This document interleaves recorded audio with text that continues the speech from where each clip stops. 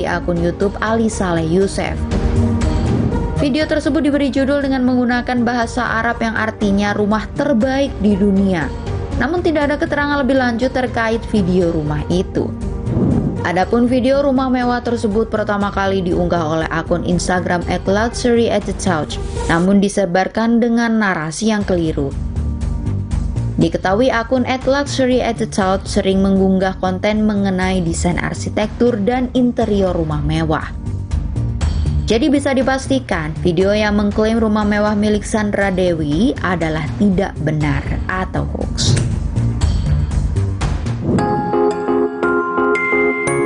Berikutnya beredar di media sosial video yang menunjukkan proses pembuatan sayur kol dengan cairan yang dituangkan ke air. Cairan tersebut kemudian akan dibentuk menyerupai sayur kol utuh. Narator dalam video menyebutkan bahwa video tersebut merupakan proses pembuatan sayur kol dan mengimbau agar masyarakat berhati-hati agar tidak salah beli sayur kol palsu. Namun setelah ditelusuri, video tersebut identik dengan video YouTube McDtube dengan judul Making Japanese Food Samples. Video tersebut menampilkan proses pembuatan beberapa replika makanan yang terbuat dari plastik, lilin, dan bahan lain di Jepang. Kota Goju di Provinsi Gifu, Jepang dikenal dengan teknologi pembuatan replika makanan yang sangat realistis. Replika makanan tersebut digunakan untuk menunjukkan menu yang ada di sebuah restoran dan bukan untuk dikonsumsi. Dilansir dari kotaku.com, banyak restoran Jepang membuat sampel makanan dari plastik yang dicairkan dan diberikan ke warga sebagai replika untuk pelengkap daftar menu makanannya. Adapun video YouTube tersebut memperlihatkan bagaimana proses sampel makanan Jepang dibuat. Jadi, video proses pembuatan sayur kol palsu dengan cairan plastik adalah tidak benar atau hoax.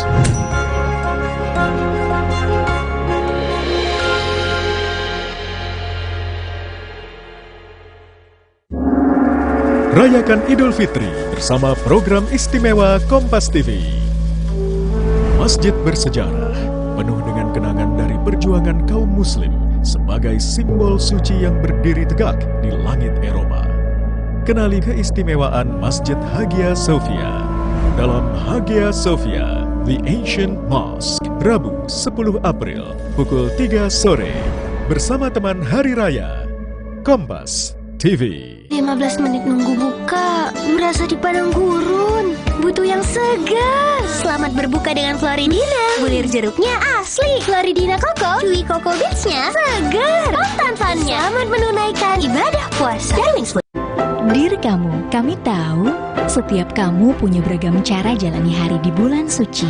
Ada kamu yang sukanya ngabuburit bareng keluarga, atau kamu yang selalu ingin melalui setiap waktu dengan lebih seru. Demi kamu, kami akan terus jadi teman setia, mengisi Ramadan penuh makna dan keceriaan, mendukung setiap aktivitas dengan internet lebih kencang, lebih bebas. Ramadan ini demi kamu. Rayakan Idul Fitri bersama program istimewa Kompas TV. Wow, ada reuni, komen, didatangi kawan-kawan lama. Sama Jati. Jarang ini kita bertiga kumpul. Dan ada kejutan untuk Hifzi. Apa ya? Ini penyanyi favorit Hifzi. Suci Barbar Show spesial Idul Fitri, Jumat 12 April, pukul 9:30 malam di Kompas TV.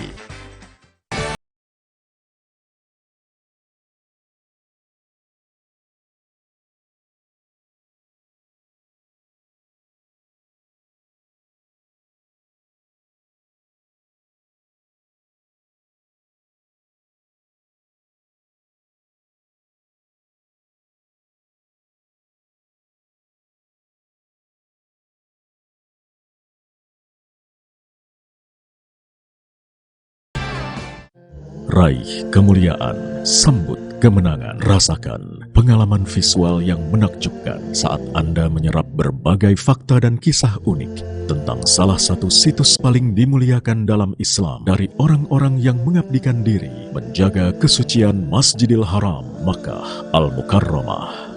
One Day in the Haram, Rabu dan Kamis, 10 dan 11 April, pukul 9:30 malam di Kompas TV. Teman Hari Raya. Raih kemuliaan, sambut kemenangan. Nikmati perjalanan visual yang dramatis saat Anda menyimak berbagai fakta dan kisah unik yang tak pernah tersebar sebelumnya tentang situs suci kiblat pertama umat Islam dari orang-orang yang mengabdikan diri di Masjidil Aqsa, Palestina. One Night in Al-Aqsa, Sabtu dan Minggu 13 dan 14 April pukul 10 malam di Kompas TV. Teman Hari Raya. Rayakan Idul Fitri bersama program istimewa Kompas TV. Siap-siap terpingkal-pingkal oleh ulah mereka yang iseng, jahil, kreatif, dan penuh kejutan.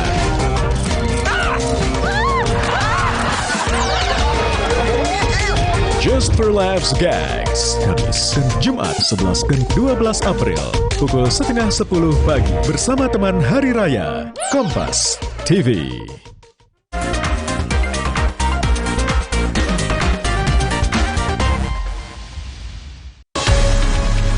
Lagi, kekerasan pada anak oleh orang terdekat kembali terjadi.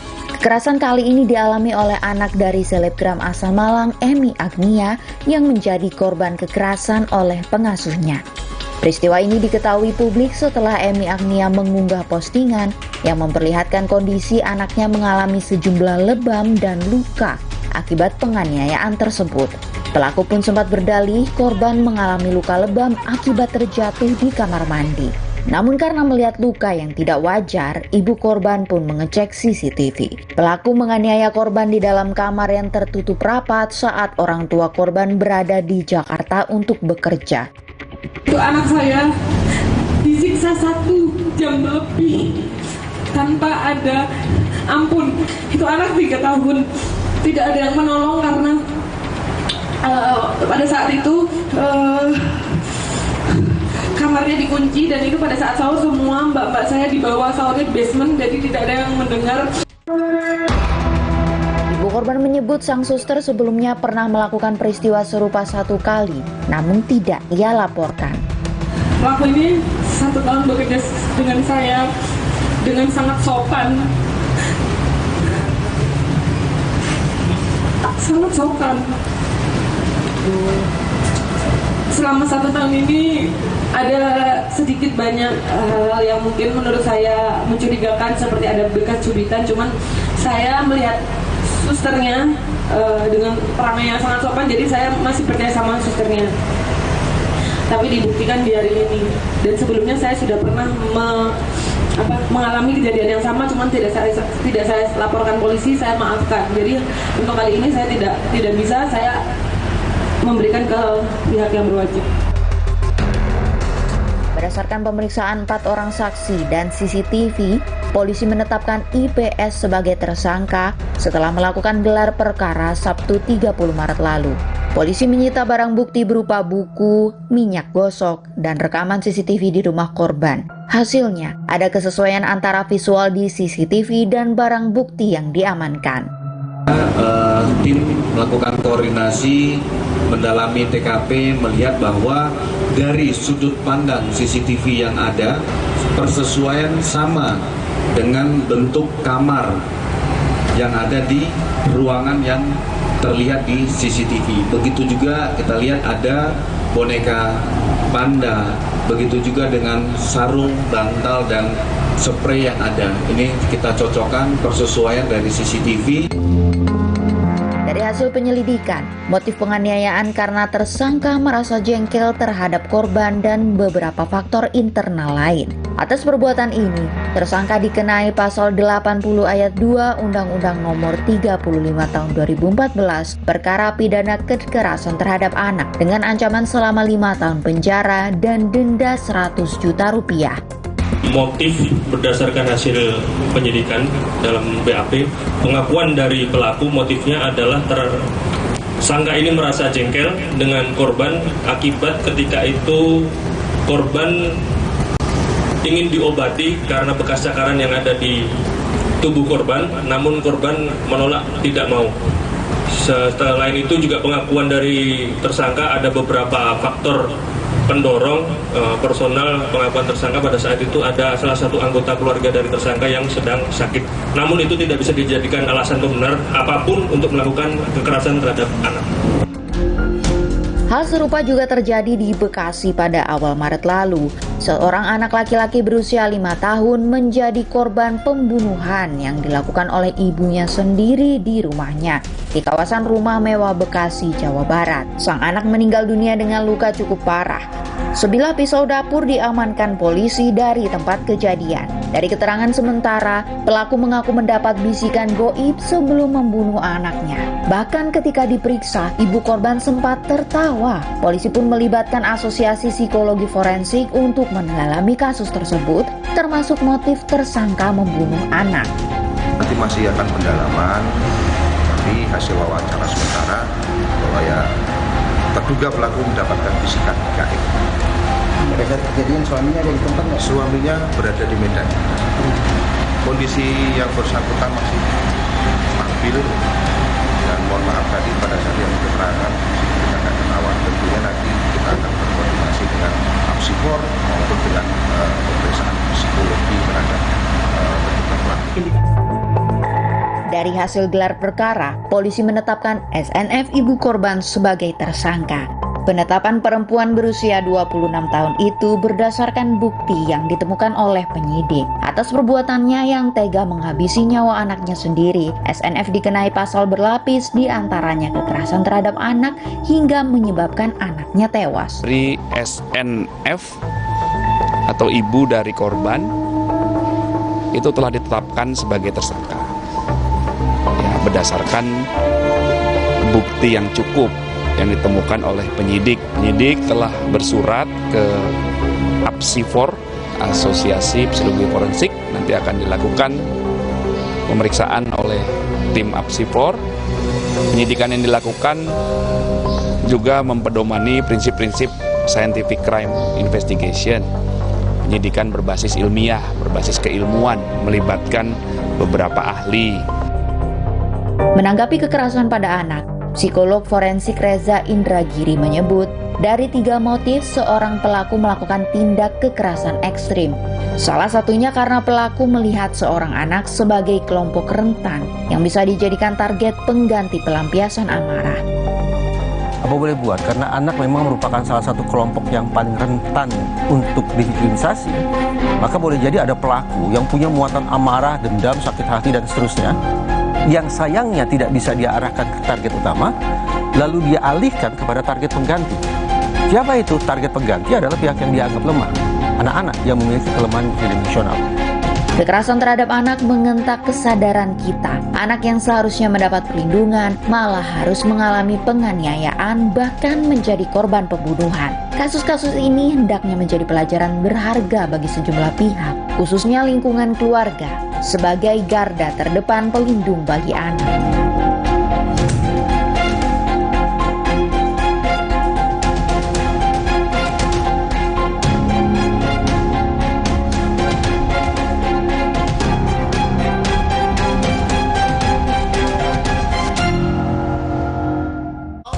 Raih kemuliaan, sambut kemenangan. Seperti apa suasana malam takbiran di Istiqlal saat ini? Warga sudah memadati pelataran Masjid Istiqlal. Jelang Idul Fitri dengan menikmati berita dan informasi seputar aktivitas malam takbiran di sejumlah wilayah Indonesia.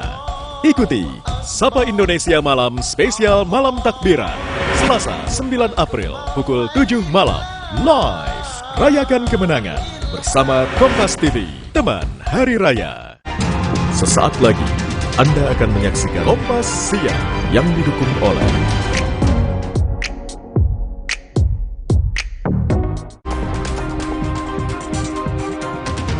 Tim gabungan dari Mabes Polri, Polda Jawa Barat, dan Polres Karawang masih berupaya mengidentifikasi korban tewas dari kecelakaan di kilometer 58 Tol Jakarta Cikampek. Dari 12 korban tewas, baru 2 korban yang berhasil diidentifikasi.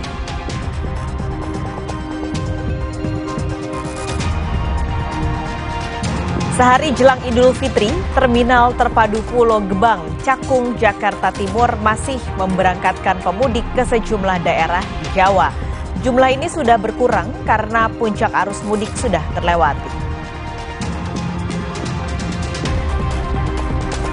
Sementara di Pelabuhan Penyeberangan Merak, Banten, antrean kendaraan pemudik masih terlihat, namun jumlahnya sudah menurun dibandingkan kemarin.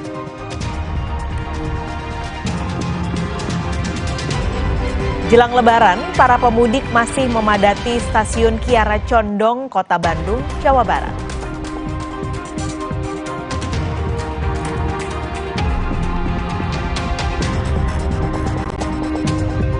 Sore nanti, Kementerian Agama akan menggelar sidang isbat penentuan 1 Syawal 1445 Hijriah.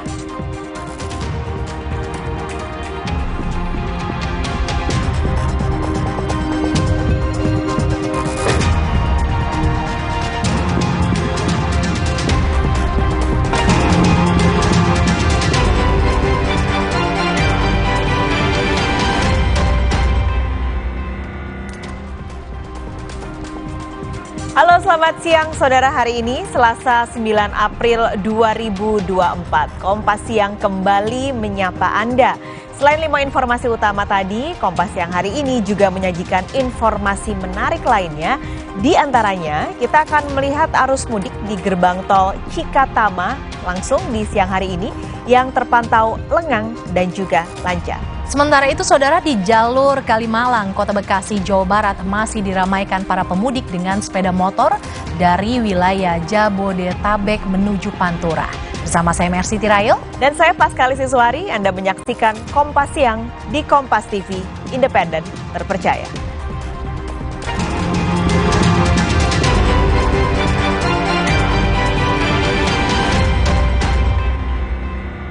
Saudara, tim gabungan dari Mabes Polri, Polda Jawa Barat, dan Polres Karawang masih berupaya mengidentifikasi korban kecelakaan beruntun yang saat ini berada di RSUD Karawang. Dari 12 korban meninggal, 2 korban berhasil diidentifikasi. Proses identifikasi korban tewas akibat kecelakaan maut di ruas tol Jakarta Cikampek terus dilakukan.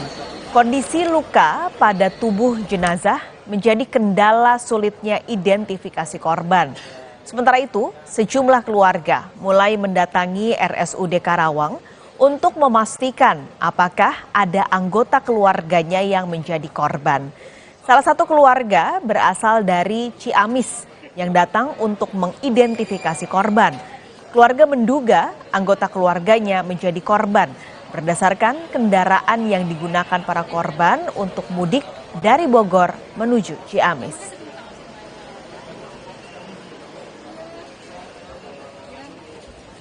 Dan sekarang saat ini, saudara, identifikasi masih terus dilakukan untuk korban yang masih berada di RSUD Karawang, Jawa Barat.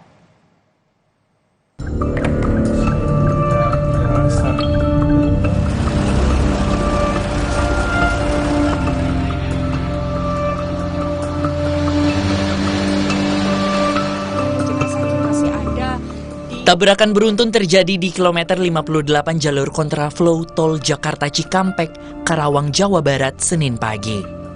Kecelakaan melibatkan 3 kendaraan, yakni Daihatsu Grand Max, Daihatsu Terios, dan bus Prima Jasa, yang mengakibatkan 12 orang tewas.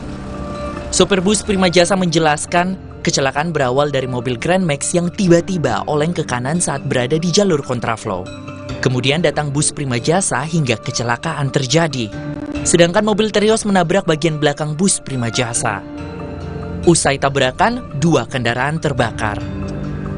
Kejadiannya Pak, kita kan ini kontraflow dari arah Jakarta nih, kita ke Bandung enggak. Kita kan emang ada posisi kanan gitu kan, terus. Jadi tiba-tiba itu mobil Grand Max itu nyebrang Pak ke saya. Ya kita kan menghindari, tiba-tiba di depan saya menghindar begini tuh. Nonong ini ada, kakinya ada tuh juga. Saya udah dia suruh telepon sama saya. Mobil Prima Jasa, Bapak? Iya beradu Beradu sama saya, dia ngaduin saya akhirnya kan. Kalau mobil yang itu adanya posisinya di kiri, kayaknya kena mobil saya langsung balik begitu dia. Saat ini, tim dari Polda Jawa Barat dibantu Korlantas Polri telah melakukan investigasi penyebab kecelakaan maut di kilometer 58 tol Jakarta Cikampek. Dari hasil sementara berdasarkan rekaman CCTV, kecelakaan terjadi di lajur kontraflow. Ya itu, seperti saya sampaikan tadi, Grand Max ini datang dari Jakarta, ya, dari arah Jakarta menuju ke timur menggunakan kontraflow di TKP. Itu ini menurut pantauan sementara dari CCTV itu oleng ke kanan sehingga menabrak bis dan menabrak kendaraan lainnya yang ada di belakang bis. Saat ini seluruh korban tewas berada di RSUD Karawang untuk proses identifikasi. Polisi juga membuka posko antemortem bagi keluarga untuk memudahkan identifikasi. Dari 12 korban tewas, 2 diantaranya telah berhasil diidentifikasi. Keduanya merupakan warga Ciamis dan Kudus. Yang Grand Max itu juga sudah dipastikan jumlah penumpangnya 12 orang dan semuanya meninggal. Semuanya meninggal, kemudian dari segi identitas, sementara yang bisa diketemukan ada 2. Yang pertama itu ada KTP dari Ciamis, kemudian yang kedua dari Inavis diketemukan dari berdasarkan identifikasi yang ada di badannya yang masih bisa dikenali, itu berasal dari Kudus. Hingga kini, proses identifikasi terhadap korban tewas dalam kecelakaan di ruas tol Jakarta Cikampek kilometer 58 masih berlangsung. Polisi akan melibatkan Kementerian Perhubungan dan KNKT untuk menyelidiki penyebab kecelakaan ini. Tim Liputan, Kompas TV. Lebih lengkap tentang proses identifikasi korban dan juga penanganan pasca kecelakaan, kita langsung tanyakan pada jurnalis Kompas TV, Adi Wahadi, saat ini sudah ada di RSUD Karawang, Jawa Barat. Adi, jadi sejauh ini apakah sudah ada tambahan lagi korban yang berhasil diidentifikasi? Mas Kalis dan juga saudara, berdasarkan pantauan kami dan informasi yang kami himpun, masih 2 korban yang berhasil diidentifikasi oleh tim Inavis, DVI, dan tim forensik RSUD Karawang. Dan saat ini pantauan kami di lokasi, sejumlah keluarga mendatangi postmortem dan antemortem untuk melakukan pencocokan ciri-ciri korban sebelum dan sesaat sudah meninggal dunia. Dan keluarga ini sudah total ada 7 anggota keluarga dari para korban sebanyak 12. Mereka saat ini tengah melakukan upaya-upaya pencocokan data mulai dari ciri-ciri khusus seperti tanda lahir dan sebagainya, susunan gigi, serta ciri-ciri lainnya bisa dikenali saat korban masih hidup dan tanda tersebut masih dikenali oleh pihak keluarga secara umum. Namun jika langkah-langkah tersebut tidak juga membuahkan hasil mengidentifikasi korban, langkah-langkah berikutnya adalah tes DNA yang akan dilakukan oleh pihak forensik rumah sakit antara korban dan pihak keluarga. Pak Kalis dan juga saudara, upaya-upaya pencocokan terus dilakukan oleh pihak kepolisian. Saat ini, polisi juga menghimbau kepada seluruh keluarga yang merasa kehilangan anggota keluarganya agar segera melaporkan ke posko terdekat mudik untuk kemudian dibantu melakukan komunikasi dan koordinasi dengan pihak RSUD dan Polres Karawang tentunya. Dari total keluarga yang mendatangi Rumah Sakit Umum Daerah Kabupaten Karawang, mayoritas ini datang dari wilayah Bogor dan wilayah Ciamis. Mengapa demikian? Wilayah Bogor merupakan titik keberangkatan awal kendaraan Grand Max yang mengangkut sebanyak 12 orang, dan Ciamis adalah tujuan akhir dari penumpang yang menumpang kendaraan tersebut. Sehingga kedua wilayah ini terus melakukan koordinasi antara Polres Karawang, Polres Ciamis, dan Polres Bogor untuk kemudian bisa segera mengidentifikasi semua para korban yang saat ini masih berada di RSUD Karawang. Dari total 7 keluarga yang saat ini datang ke RSUD Karawang, pihak kepolisian memberikan pelayanan. Mereka yang menunggu hasil identifikasi, pihak kepolisian dari Polres Karawang menempatkan mereka di hotel terdekat untuk kemudian apabila diperlukan terus dipanggil, pencocokan dan sebagainya. Ini dilakukan untuk memberikan kenyamanan agar kemudian para keluarga korban ini bisa tegar dalam melakukan proses identifikasi pencocokan data selama rangkaian tersebut dilakukan untuk kemudian harapan akhirnya secepatnya ke-12 korban ini bisa teridentifikasi dan bisa dibawa ke rumah duka masing-masing. Dan saat ini pantauan kami juga ada sejumlah keluarga yang kemudian terus berdatangan. Total ada sekitar 9 atau 8 anggota keluarga yang terus datang dan mereka langsung mendaftar untuk datang mencocokkan segala identitas dan kesamaan jenis atau ciri-ciri para korban agar kemudian bisa teridentifikasi, Pak Sekali. Oke, ada 8-9 anggota keluarga yang Anda pantau sampai siang ini ada di RSUD Karawang. Itu adakah yang identifikasi ataupun barang-barang yang harus dibawa oleh keluarga korban untuk membantu identifikasi korban supaya bisa lebih cepat, Adi? Ada syarat untuk bisa membantu percepatan identifikasi. Salah satunya adalah foto korban ketika masih dalam kondisi hidup. Artinya ini cukup dibutuhkan mengingat ciri-ciri tersebut sangat membantu untuk melihat kondisi fisik pasca meninggal dan sebelum meninggal. Mengingat kondisi saat ini korban yang cukup sulit dikenali, maka seluruh data kebutuhan yang saat ini dibutuhkan oleh pihak forensik, tim DVI dan lain sebagainya adalah aktif dari pihak keluarga yang terus memberikan informasi terkait ciri-ciri atau tanda dari korban. Dengan aktifnya pihak keluarga memberikan data informasi yang dibutuhkan oleh pihak kepolisian dan tim identifikasi di Rumah Sakit Umum Daerah Kabupaten Karawang ini potensi untuk cepat mendapatkan atau mengungkap data dari para korban ini cukup besar. Karena yang mengenali sehari-hari dengan kondisi sikap tingkah dan kondisi bentuk tubuh seperti muka, rambut, bentuk muka, dan bentuk susunan gigi adalah pihak keluarga. Sehingga hal tersebut sangat dibutuhkan. Untuk itu, pihak kepolisian menghimbau kepada seluruh warga yang merasa kehilangan keluarganya, anggota keluarganya sejak kemarin hingga saat ini, agar secepatnya datang ke Rumah Sakit Umum Daerah Kabupaten Karawang untuk kemudian bisa membantu pelaksanaan dari proses identifikasi yang dilakukan oleh pihak kepolisian. Pas sekali. Baik, terima kasih laporan Anda langsung dari RSUD Karawang, Jawa Barat, jurnalis Kompas TV, Adi Wahadi. Kompas yang segera kembali dengan informasi jelang Lebaran, para pemudik masih memadati stasiun Kiara Condong, Bandung, Jawa Barat.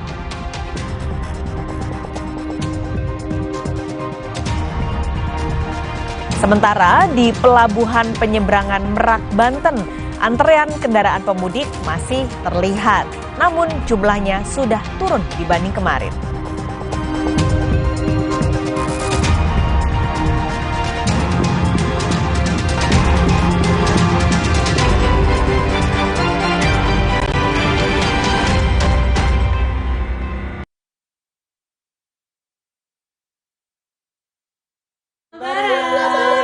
Saatnya silaturahmi kembali bersama kecap sedap. Dari kedelai pilihan, kental gurihnya membuat masakan tak tertandingi. Kecap sedap kedelai hitam spesial, hitam pekat, kental meresap dalam masakan. Ini yang paling sedap saat Lebaran. Looks good. Taste good. Sedap. Rasa sedapnya yang wah, ngumpul Lebaran jadi lebih meriah. Yuk buka kembali pintumu di hari kemenangan dengan kecap sedap dari Wings Food. Supaya badan kuat selama puasa, gimana ya? Minum susu steril 7 kurma. Betul, karena kurma kaya antioksidan. Plus susu steril double khasiat. Enak. Badan segar. Susu steril 7 kurma double khasiatnya. Setelah kerja seharian, ibadah harus terus disempurnakan. Cepat minum Bodrek.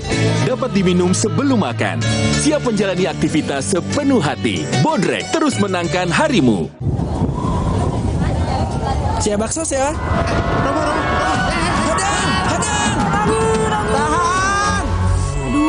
Masuk angin, minum Hada Angin. Baru dari herbal pilihan, membantu meredakan gejala masuk angin, membantu pelihara daya tahan tubuh, hangat di badan, buyar anginnya. Alhamdulillah. Hangatnya sebadan kan? Masuk angin, minum Hada Angin. Buyar anginnya. Produksi Konimax. Silaturahmi kembali bersama kecap sedap dari kedelai pilihan, membuat masakan tak tertandingi. Kecap sedap kedelai hitam spesial, kental meresap dalam masakan.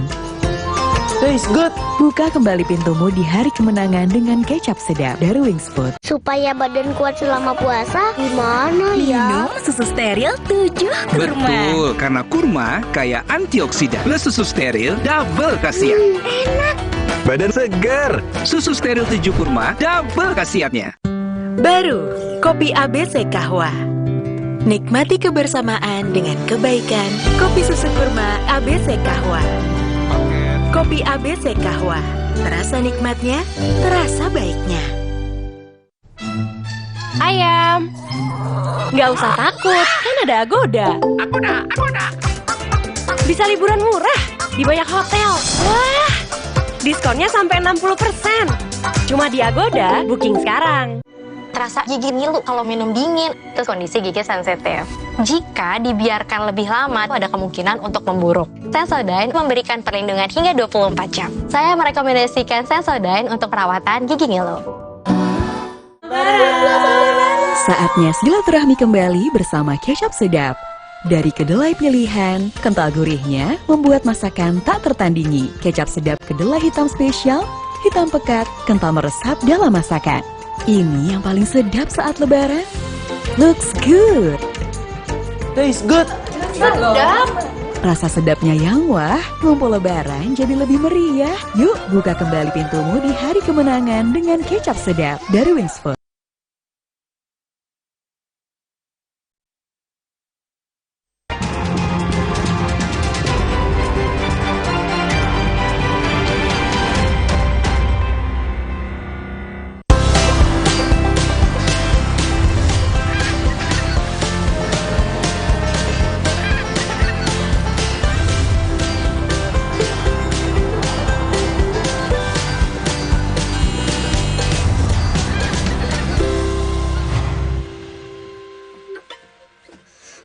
Kami akan hadirkan informasi arus mudik untuk Anda, Saudara, di segmen Mudik Gesit. Nah, kita yang pertama akan memantau arus mudik di gerbang tol Cikatama yang siang ini terpantau lengang. Puncak arus mudik telah terjadi hari Sabtu lalu. Situasi di gerbang tol Cikatama terpantau lengang. Rekayasa lalu lintas one way masih diberlakukan hingga kilometer 414. Jasa Marga membuka seluruh gardu tol utama dan 4 gardu satelit. Semakin siang, situasi terpantau semakin lengang.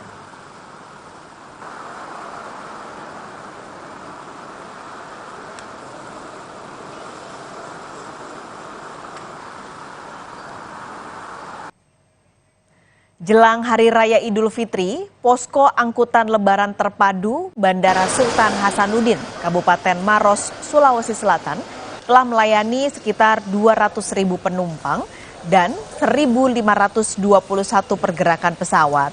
6 hari sejak dibuka, posko angkutan lebaran terpadu oleh PT Angkasa Pura I, rata-rata trafik harian di Bandara Sultan Hasanuddin Maros, Sulawesi Selatan mencapai 33.867 penumpang.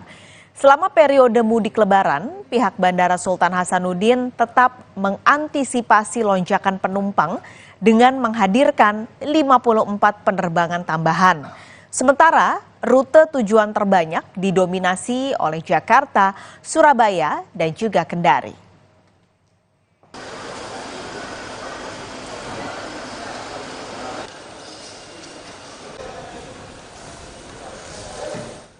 Laporan langsung di dua lokasi tersebut akan disampaikan oleh jurnalis Kompas TV Triksi Valencia di gerbang tol Cikatama dan juga Wafik Asisa di Bandara Sultan Hasanuddin Makassar. Saya akan terlebih dulu menuju gerbang tol Cikatama.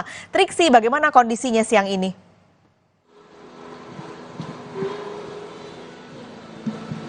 Ya, pas sekali. Semakin siang semakin lengang terkait dengan arus lalu lintas di tol Jakarta Cikampek menuju gerbang tol Cikampek Utama atau tempat kami melaporkan saat ini. Karena kalau kita melihat dari rutinitas pemudik, memang sebenarnya waktu-waktu ini sangat tidak dipilih oleh pemudik untuk melakukan perjalanan jauh ataupun juga kembali kampung halaman. Padahal sebenarnya Paskalis dan juga saudara, waktu inilah di mana kondisi arus lalu lintas sangat lengang, sangat lowong. Antrian pun hanya terjadi sedikit ketika melakukan transaksi di gardu tol. Tapi ketika memang sudah tidak ada hambatan dalam melakukan transaksi di gardu tol, maka semuanya berjalan lancar, tidak ada hambatan maupun juga kepadatan yang terjadi. Sebenarnya ini juga bisa dipilih oleh pemudik untuk melakukan perjalanan ke kampung halamannya pada siang hari atau misalnya dari pukul 9 sampai sore hari. Nah ini rata-rata tidak begitu banyak pemudik yang melakukan perjalanan. Apalagi kalau memang kita melihat sampai hari ini terus menurun terkait dengan volume kendaraan yang melintas ke tol Trans Jawa melalui gerbang tol Cikampek Utama, meski sebenarnya terjadi peningkatan jika dibandingkan dengan arus lalin pada hari normal. Nah, kalau misalnya kita melihat dari data juga hingga pukul 10 atau menjelang pukul 11, setidaknya sudah ada 17.860 kendaraan yang masuk atau melintas melalui gerbang tol Cikampek Utama. Nah, kalau misalnya kita melihat saat ini, tadinya kan sempat diberlakukan kontraflow rekayasa lalu lintas, akan tapi pada hari Senin siang diberhentikan terkait dengan penerapan kontraflow, dan kemudian untuk rekayasa lalu lintas one way saat ini masih diterapkan atau diperpanjang, yang sebenarnya kemarin sudah bisa dihentikan, tapi melihat dari arus lalin kemudian juga volume kendaraan yang juga masih terus masuk ke arah tol Trans Jawa, maka diskresi kepolisian tetap memberlakukan one way ataupun juga satu arah dari KM 72 atau tol Cipali sampai dengan KM 414 gerbang tol Kali Kangkung. Nah, tapi Pascalis dan juga saudara, terkait dengan penerapan one way atau satu arah di KM 72 sampai KM 414 ini akan segera diberhentikan pukul 12 siang ini. Jadi setidaknya masih ada sekitar 30 menit lebih lagi masih dalam proses pembersihan, yang berarti memang sudah tidak diberlakukan lagi.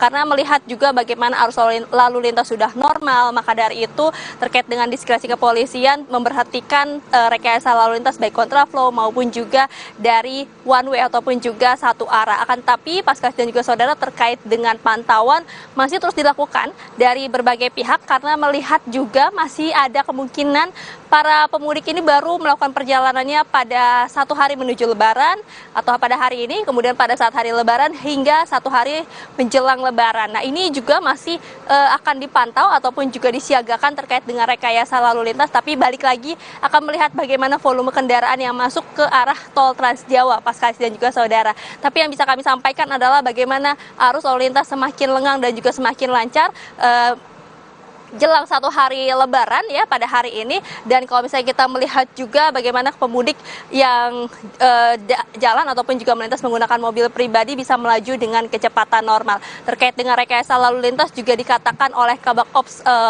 Korlantas Polri yakni Kombes Edi Junaidi bahwa penerapannya cukup efektif diterapkan dari hari Jumat malam, dan ini membuat atau membantu mengurai kepadatan ataupun juga arus lalu lintas volume kendaraan yang masuk ketika melakukan perjalanan ke kampung halamannya. Jadi disampaikan atau juga diimbau kepada masyarakat yang tetap melakukan perjalanan atau baru mau melakukan perjalanan untuk tetap berhati-hati sesuai dengan batas kecepatannya, dan tentu yang harus dipastikan adalah dalam kondisi fit dan juga kondisi sehat ketika melakukan perjalanan jauh. Pascalis. Reksi Valencia, terima kasih. Dari gerbang tol Cikatama, kini kita menuju ke Bandara Sultan Hasanuddin. Aziza, di sana bagaimana? Apakah masih ada kepadatan? Iya, Pascalis dan juga saudara, untuk di Bandara Sultan Hasanuddin, Kabupaten Maros, Sulawesi Selatan, saat ini tidak ada kepadatan signifikan yang terjadi di Bandara Sultan Hasanuddin dari pantauan kami sejak pagi tadi. Namun, penumpukan penumpang terjadi di area check-in bandara, di mana para pemudik ini antri untuk melakukan validasi data perjalanan mereka. Sementara untuk traffic penumpang di Bandara Internasional Sultan Hasanuddin Kabupaten Maros, Sulawesi Selatan ini selama 6 hari terakhir sejak dibukanya posko angkutan lebaran terpadu dari Bandara Sultan Hasanuddin ini, di mana pihak bandara ini sudah melayani sebanyak 203.201 penumpang dengan 1.521 pergerakan pesawat. Jika dibandingkan dengan periode sebelum mudik Lebaran, memang angka trafik penumpang di Bandara Sultan Hasanuddin ini hanya berkisar di 20 ribuan penumpang saja setiap harinya. Namun setelah masuk periode mudik Lebaran, angka rata-rata trafik penumpang di Bandara Sultan Hasanuddin ini mencapai sekitar 33.867.000 penumpang. Dan perlu kami informasikan juga saudara, di mana pada 8 April kemarin dimulainya cuti bersama. Ini penumpang di Bandara Sultan Hasanuddin mencapai angka 31.213 penumpang, dan jumlah penumpang sendiri terbanyak begitu, di mana puncak arus mudik terbanyak terbanyak terjadi di Bandara Sultan Hasanuddin ini pada Sabtu 6 April kemarin dengan angka trafik penumpang mencapai 40.704 penumpang. Ini bisa dibilang naik sebesar 13,7% dibandingkan tahun lalu dengan periode yang sama di angka 35.791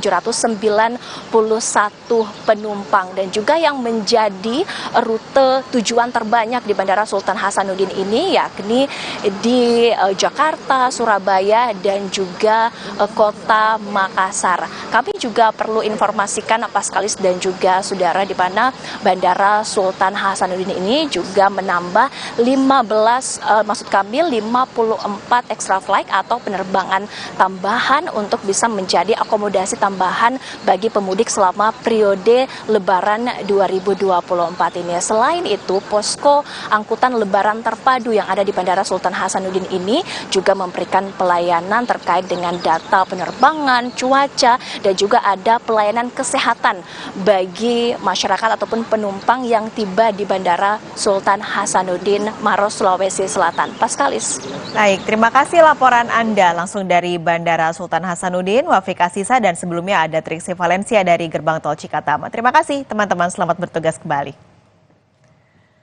Saudara, menghadapi masa mudik lebaran, beragam fasilitas disuguhkan di tempat peristirahatan atau rest area. Nah, salah satunya fasilitas ramah anak yang disuguhkan Bank Syariah Indonesia di Posko Mudik BSI yang terletak di rest area kilometer 166. Dibuka sejak 3 April 2024 lalu, Posko Mudik BSI bertujuan untuk mempermudah perjalanan para pemudik khususnya yang melintas di sepanjang ruas tol Cipali. Salah satu fasilitas unggulan di Posko Mudik BSI ini seperti playground anak, pijat tradisional, hingga diramaikan dengan beragam brand mitra BSI. Imam Samokto selaku Operasion Deputi Region BSI Bandung menyebut Posko Mudik BSI tahun ini lebih unik dibandingkan tahun lalu. Beberapa fasilitas disuguhkan dan dapat dinikmati dengan cuma-cuma untuk pemudik. Tidak hanya itu, di posko pelayanan mudik BSI tahun ini, pemudik juga dipermudah dengan pelayanan pembayaran zakat dan infak sodako. Bahkan, di posko ini juga menghadirkan konsultan lifestyle syariah untuk membantu pengunjung yang ingin lebih dalam mengetahui ilmu syariah. Jadi kami hadir di rest area 166 Cipali ini. Kami ada layanan khususnya untuk pengunjung-pengunjung yang mungkin capek ya, kepengen istirahat. Kita ada ruangan untuk istirahat, di situ ada permainan anaknya gitu. Ada mainan anak bagi mungkin yang boring ya selama perjalanan mudik capek, bisa mainan dulu situ anaknya, ada hadiahnya menarik juga. Lalu kemudian kami juga ada layanan untuk zakat infak sedekah. Jadi kita ada konsultasi, kalaupun ada pemudik yang kemudian kemarin belum sempat mungkin ya melakukan zakat gitu atau mungkin ingin membayarkan zakat fitrah maupun sedekah, kita bisa melayani. Salah satu pengunjung posko, Luhur, menyebut merasa banyak terbantu dengan adanya posko pelayanan mudik BSI ini. Terlebih, pemudik asal Bogor menuju Semarang ini merasa fasilitas yang ada di posko pelayanan BSI dapat menghibur khususnya untuk anak-anaknya. Yang pasti sangat membantu ya, karena sekarang jalan tol kan mau nggak mau kita harus pakai money, pakai uang digital ya. Ini sangat-sangat membantu kita gitu kan di perjalanan. Walaupun sebenarnya kita juga bisa memanfaatkan yang online ya, yang melalui aplikasi itu juga memudahkan sih bagi nasabah untuk mengisi e-money. Posko pelayanan mudik BSI di rest area kilometer 166 ruas tol Cipali sendiri menurut rencana akan berlangsung sampai dengan hari ini Selasa 9 April 2024 hingga pukul 9 malam. Sedangkan di titik lain, pemudik dapat menemukan posko serupa juga di rest area kilometer 88A tol Cipularang dan tersedia di Masjid Bakahuni, Lampung. Nanda Aprilia, Bimo Wicaksana, Kompas TV, Jawa Barat.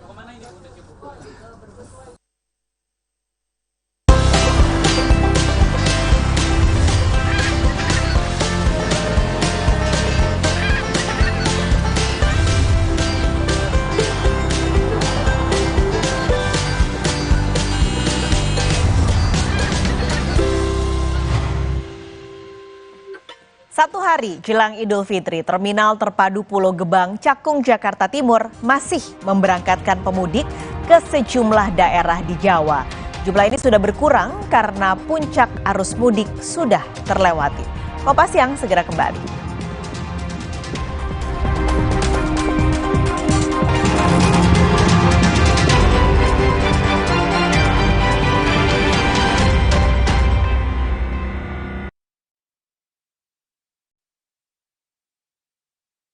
Gagal. Mana prestasinya? Bangkit lagi. Hancur. Berjuang lagi. Extra Joss dengan ginseng Korea Royal Jelly dan vitamin B kompleks. Laki, buktikan Extra Joss. Kenapa aku pilih Le Mineral? Soalnya cuma ini nih yang masih ada segelnya. Debu jadi nggak akan masuk di sela-sela tutup botolnya. Benar, Le Mineral disegel secara khusus sehingga terjamin kebersihannya. Le Mineral.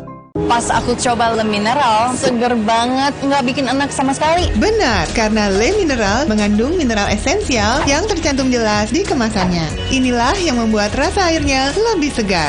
Kayak ada manis-manisnya. Le Mineral. Hey guys.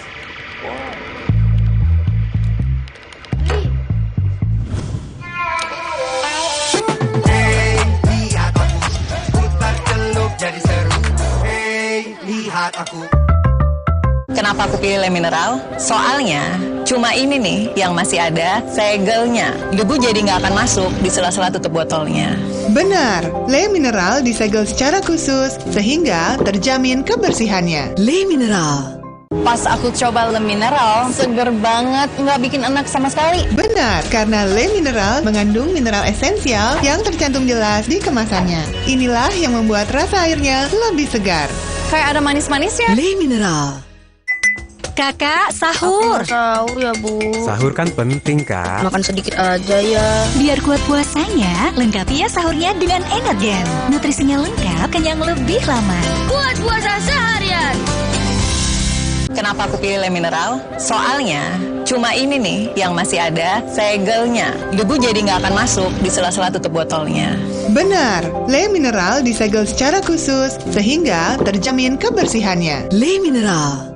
Pas aku coba Le Mineral, seger banget, nggak bikin enak sama sekali. Benar, karena Le Mineral mengandung mineral esensial yang tercantum jelas di kemasannya. Inilah yang membuat rasa airnya lebih segar. Kayak ada manis-manisnya. Le Mineral. Gagal. Mana prestasinya? Bangkit lagi. Hancur. Berjuang lagi. Extra Joss dengan ginseng Korea Royal Jelly dan vitamin B kompleks. Laki, buktikan Extra Joss. Kenapa aku pilih Le Mineral? Soalnya cuma ini nih yang masih ada segelnya. Debu jadi nggak akan masuk di sela-sela tutup botolnya. Benar, Le Mineral disegel secara khusus sehingga terjamin kebersihannya. Le Mineral. Pas aku coba Le Mineral, seger banget, nggak bikin enak sama sekali. Benar, karena Le Mineral mengandung mineral esensial yang tercantum jelas di kemasannya. Inilah yang membuat rasa airnya lebih segar. Kayak ada manis-manisnya. Le Mineral. Baru Indomie rawon pedas mercon dengan kluwak asli yang bikin kuahnya hitam dan gurih. Wanginya rawon banget. Pasti pakai kluwak nih.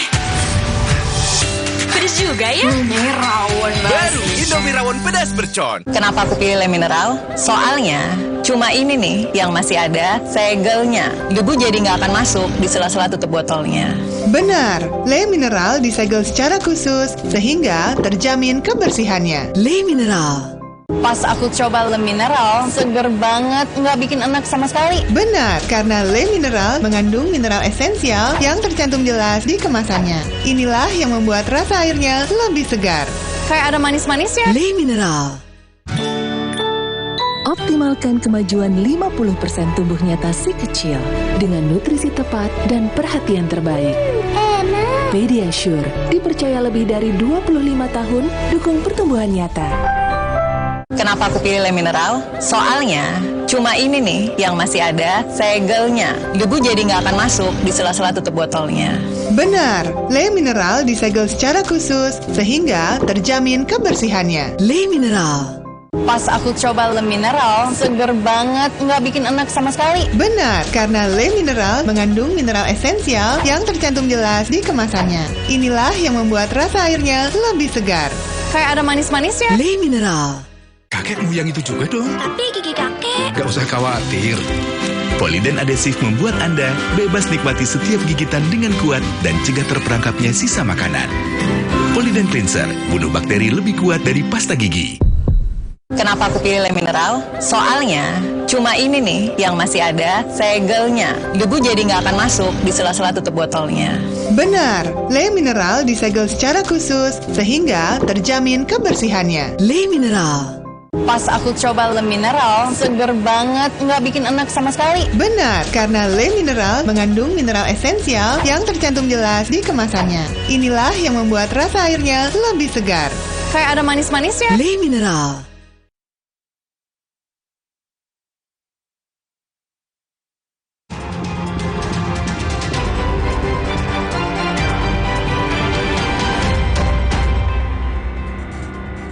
Sehari jelang Idul Fitri, Terminal Terpadu Pulau Gebang Cakung, Jakarta Timur masih memberangkatkan pemudik ke sejumlah daerah di Jawa.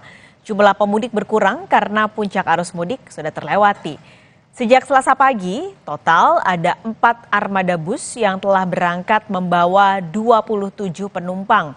Mayoritas melakukan perjalanan rute pendek, yakni ke Jawa Tengah dan Jawa Timur. Sebelumnya, puncak arus mudik 2024 di Terminal Pulau Gebang sudah terjadi pada 7 April lalu dengan total 5.800 lebih penumpang diangkut menggunakan 428 armada bus.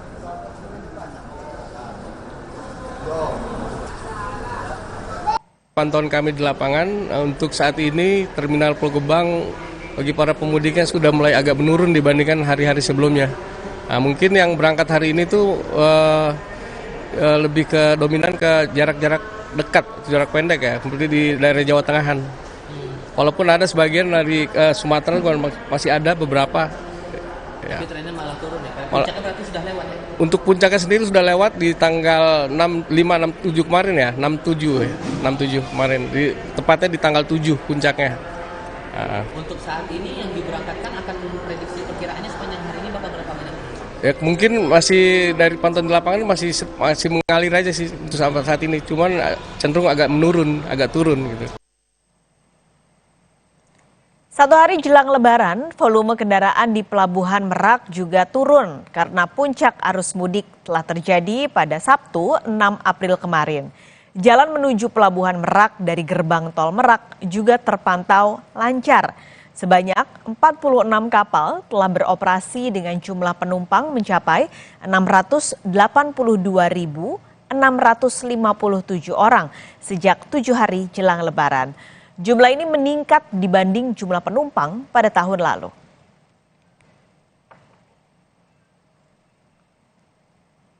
Satu hari jelang Hari Raya, Stasiun Pasar Senen Jakarta masih dipadati calon pemudik.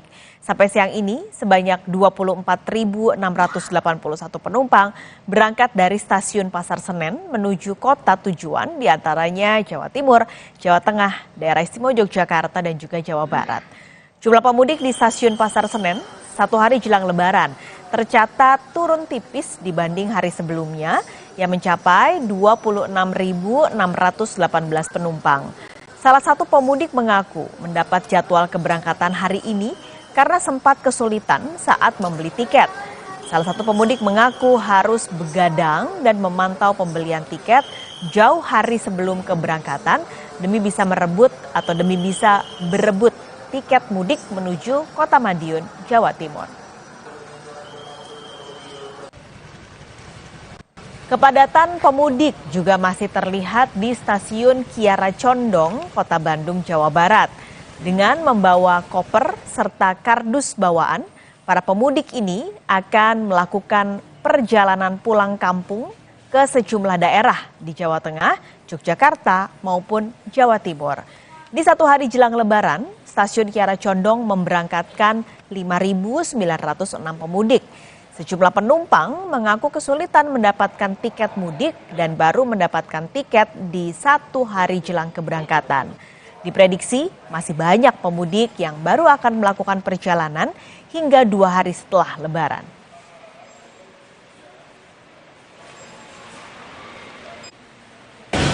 pesan tiket online-nya dari jam 12 malam 40 hari sebelumnya. Targetnya H-3 tapi nggak dapat sampai pagi. 3 malam begadang. Nggak dapat hari pas terakhir ini H-1. Artinya ini H-1 ini kereta tambahan atau? Enggak, kereta asli. Kita dapatnya 40 hari ke belakang. Ya. Mau 40 hari sebelum? Iya. Harus booking pulang pergi. Harus booking pulang pergi? Iya, kalau nggak akan dapat. Oh, rencana ini mudik kemana sih? Ke Jogja. Ke Jogja. Berapa hari? 4 hari. 4 hari di sana. Jadi 6 hari pulang pergi. Tanggal 14 kita udah balik lagi Bandung. Sementara di Bandara Soekarno-Hatta Tangerang, Banten, jumlah penumpang mulai turun. Tidak terlihat lagi antrian penumpang di counter check-in Terminal 3. Dari data Angkasa Pura II, total jumlah penumpang di Bandara Soekarno-Hatta hari ini adalah 128.000 lebih. Jumlah ini turun dari hari sebelumnya, yakni lebih dari 150.000 penumpang.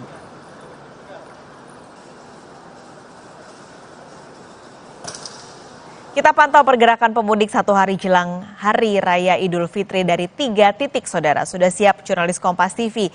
Di Merak, Banten ada Ursula Putri, Dian Silitonga di Stasiun Pasar Senen, Jakarta, dan Masni Ramawati di Bandara Soekarno-Hatta Tangerang, Banten. Kita akan terlebih dulu memantau Pelabuhan Merak. Ursula, apakah jumlah pemudik yang hendak menyeberang ke Pelabuhan Bakauheni untuk siang ini masih tinggi? Ya, Pascalis dan juga saudara, untuk hari ini di Pelabuhan Merak sendiri jumlah volume kendaraan itu sudah turun. Namun seperti yang bisa kita lihat di belakang, aktivitas bongkar muat kendaraan maupun penumpang itu masih terjadi, sehingga dapat dikatakan bahwa masih ada orang ataupun kendaraan yang ingin menyeberang dari Jawa ke Sumatera melalui Pelabuhan Merak. Nah, untuk lalu lintasnya sendiri, saudara dan juga Pascalis, itu sudah sangat berkurang sehingga tidak ada lagi antrean ataupun kemacetan yang terjadi dari pintu tol Merak sampai ke Pelabuhan Merak, sehingga untuk waktu yang ditempuh dari tol Merak, walaupun sebelumnya di puncak arus mudik di tanggal 6 dan juga 7 April 2024 kemarin bisa mencapai sekitar 2 jam, saat ini dapat ditempuh dengan waktu yang normal, yaitu sekitar 10 hingga 15 menit. Nah, untuk datanya sendiri dari Posko Merak terakhir, total penumpang yang telah menyeberang dari Jawa ke Sumatera mulai dari H-7 hingga H-2 itu tercatat sebanyak 682.657 orang, atau ini sebenarnya naik 1% dibandingkan periode tahun lalu. Nah, yang ada sebanyak 677.000 orang. Untuk total kendaraan pun yang menyeberang ada 159.866 unit, atau ini juga naik sekitar 6% dibandingkan realisasi periode yang sama di tahun lalu, yaitu hanya sebanyak 151.007 unit. Nah, saudara dan juga Pascalis, oleh karena itu juga masih dihimbau kepada masyarakat yang ingin melangsungkan perjalanan melalui Pelabuhan Merak ke Sumatera untuk mempersiapkan segala sesuatunya, termasuk tiket, harus dibeli sebelumnya melalui online, melalui aplikasi yang telah disediakan, dan juga hal itu digunakan untuk menghindari adanya antrean. Walaupun memang saat ini volume sudah turun, volume penumpang maupun kendaraan sudah turun, tetap harus mempersiapkan untuk menghindari adanya antrean. Begitu, Pascal. Sudah mulai turun di Pelabuhan Merak. Terima kasih Ursula Putri. Kita akan sekarang memantau di Stasiun Pasar Senen, Jakarta.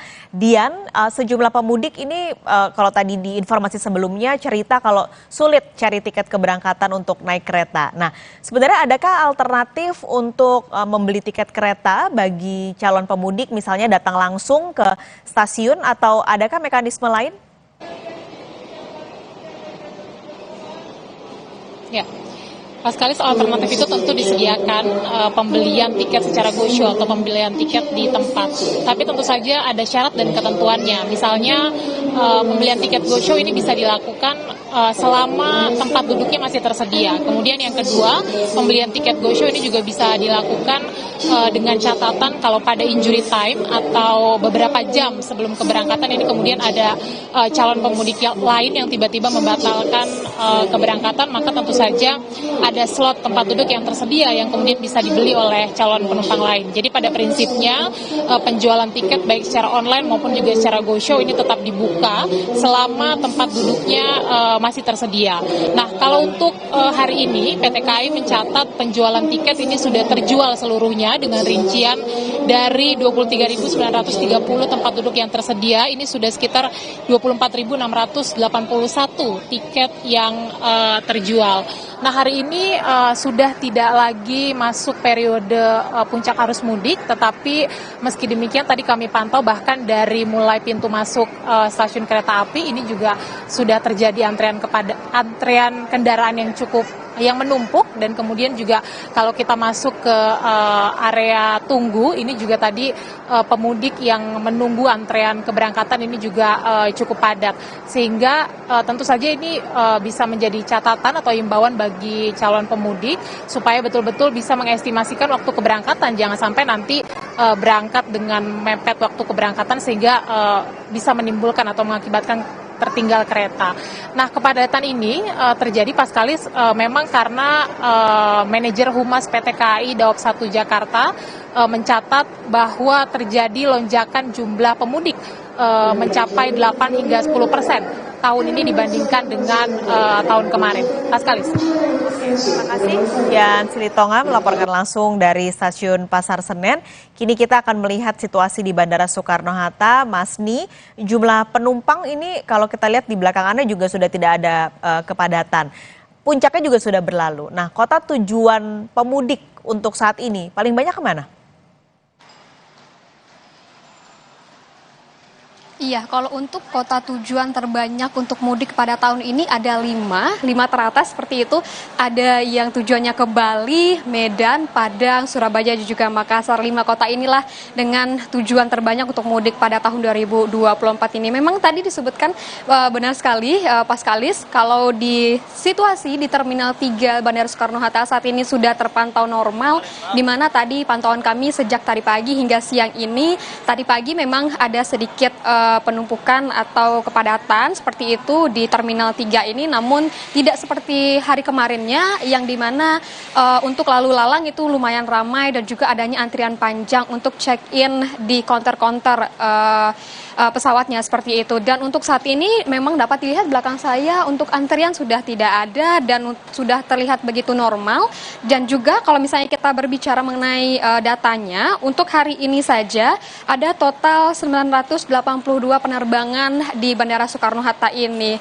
Dan juga untuk dari total penumpang itu 128.287 penumpang. Dan ini turun dari hari sebelumnya di mana untuk total penumpang itu lebih dari 150.000.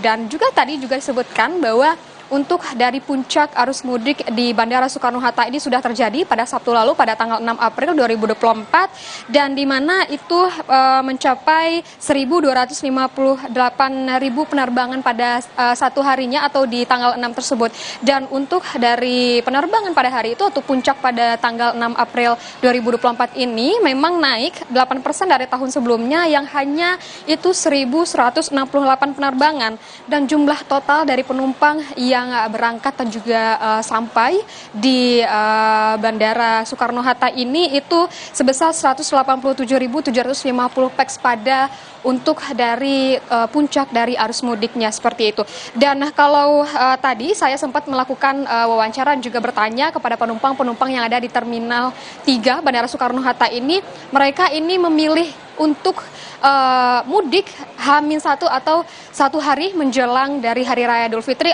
karena ada beberapa alasan. Yang pertama itu karena mereka baru mendapatkan cuti, dan juga ada pengakuan dari salah satu pemudik yang menuju Sumatera karena di beberapa hari lalu dia mengaku 4 hari lalu itu melihat situasi di Merak itu yang sangat padat, antrian yang panjang di dalam tol, dan inilah yang memutuskan untuk dirinya dan juga keluarga untuk memilih mudik menggunakan pesawat walaupun ini satu hari menjelang Lebaran seperti itu pada esok hari. Dan karena itulah mereka lebih memilih untuk menggunakan pesawat untuk pulang ke kampungnya masing-masing. Dan memang untuk penurunan dari penumpang ini sudah mulai terjadi, mulai dari kemarin itu ada 150.000 lebih penumpang dan hari ini sudah 128.000 lebih penumpang dan kita masih pantau nanti hingga sore apakah kondisinya akan semakin ramai atau memang sudah mulai landai dan juga terlihat normal, Paskalis.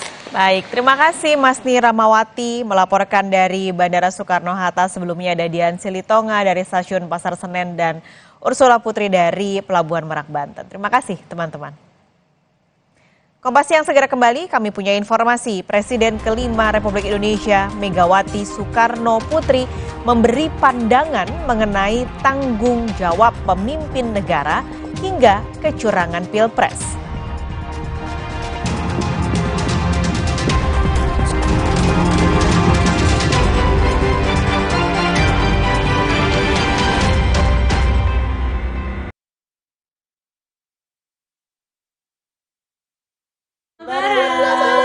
Saatnya silaturahmi kembali bersama kecap sedap. Dari kedelai pilihan, kental gurihnya membuat masakan tak tertandingi. Kecap sedap kedelai hitam spesial, hitam pekat, kental meresap dalam masakan. Ini yang paling sedap saat lebaran. Looks good. Taste good. Sedap. Rasa sedapnya yang wah, ngumpul lebaran jadi lebih meriah. Yuk buka kembali pintumu di hari kemenangan dengan kecap sedap dari Wings Food. Supaya badan kuat selama puasa, gimana ya? Minum susu steril 7 kurma. Betul, karena kurma kaya antioksidan. Plus susu steril double khasiat. Enak. Badan segar. Susu steril 7 kurma double khasiatnya. Ayam.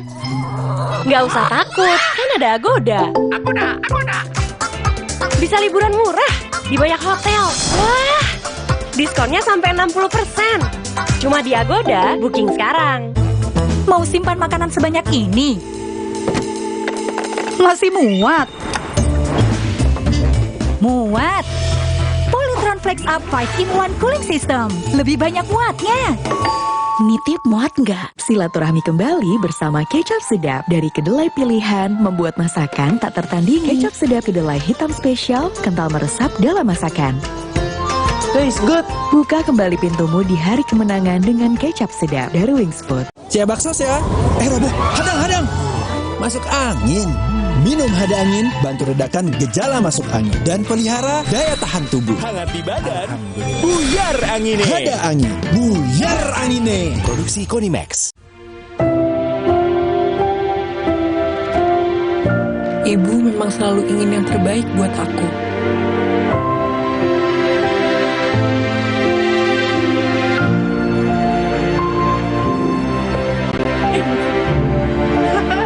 Dan kini, waktunya aku memberi buat ibu. Karena ibu berkah terbesarku.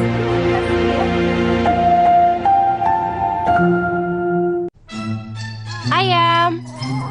Nggak usah takut, kan ada Agoda. Agoda. Bisa liburan murah di banyak hotel. Wah, diskonnya sampai 60%. Cuma di Agoda, booking sekarang. Saatnya silaturahmi kembali bersama kecap sedap.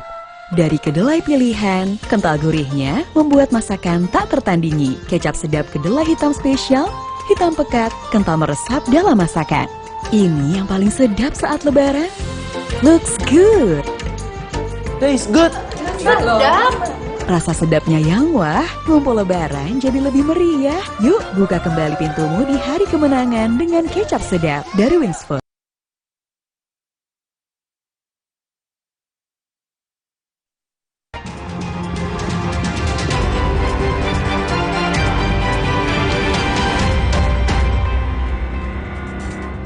Saudara Presiden kelima Republik Indonesia, Megawati Soekarno Putri memberi pandangan mengenai tanggung jawab pemimpin negara hingga kecurangan Pilpres. Mega menyebut Presiden kini terkesan memperjuangkan kepentingannya sendiri atau keluarga dan itu fatal.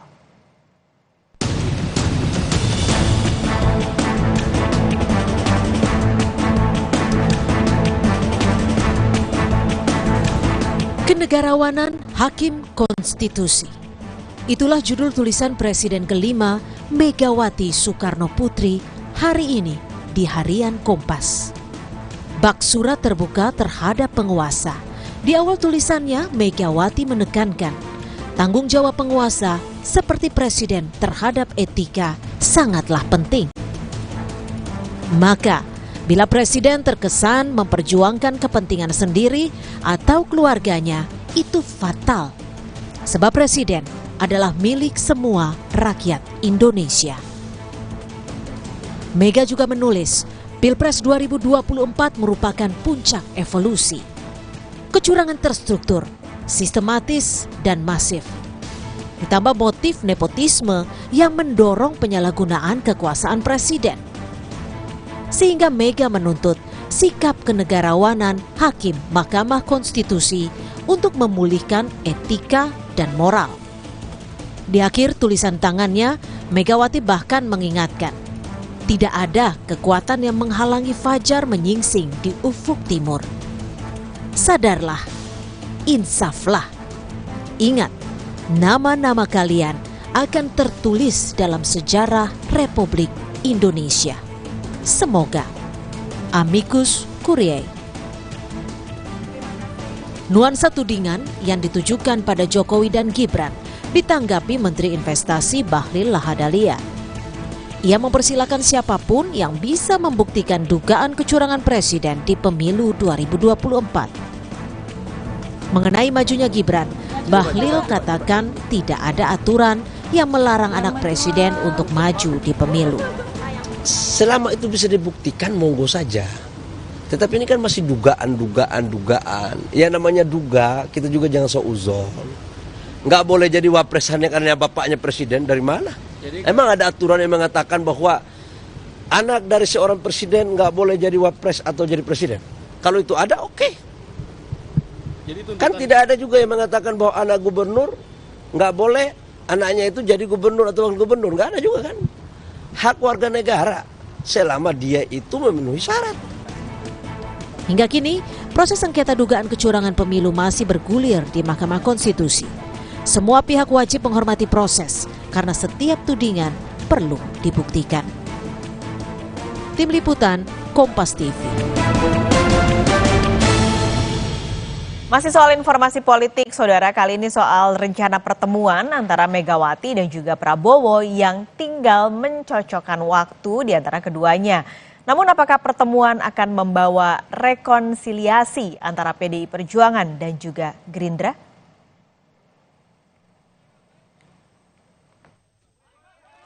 Sekjen PDI Perjuangan Hasto Kristianto menyebut rencana pertemuan antara Megawati Soekarno Putri dan Prabowo Subianto sebagai tradisi silaturahmi biasa.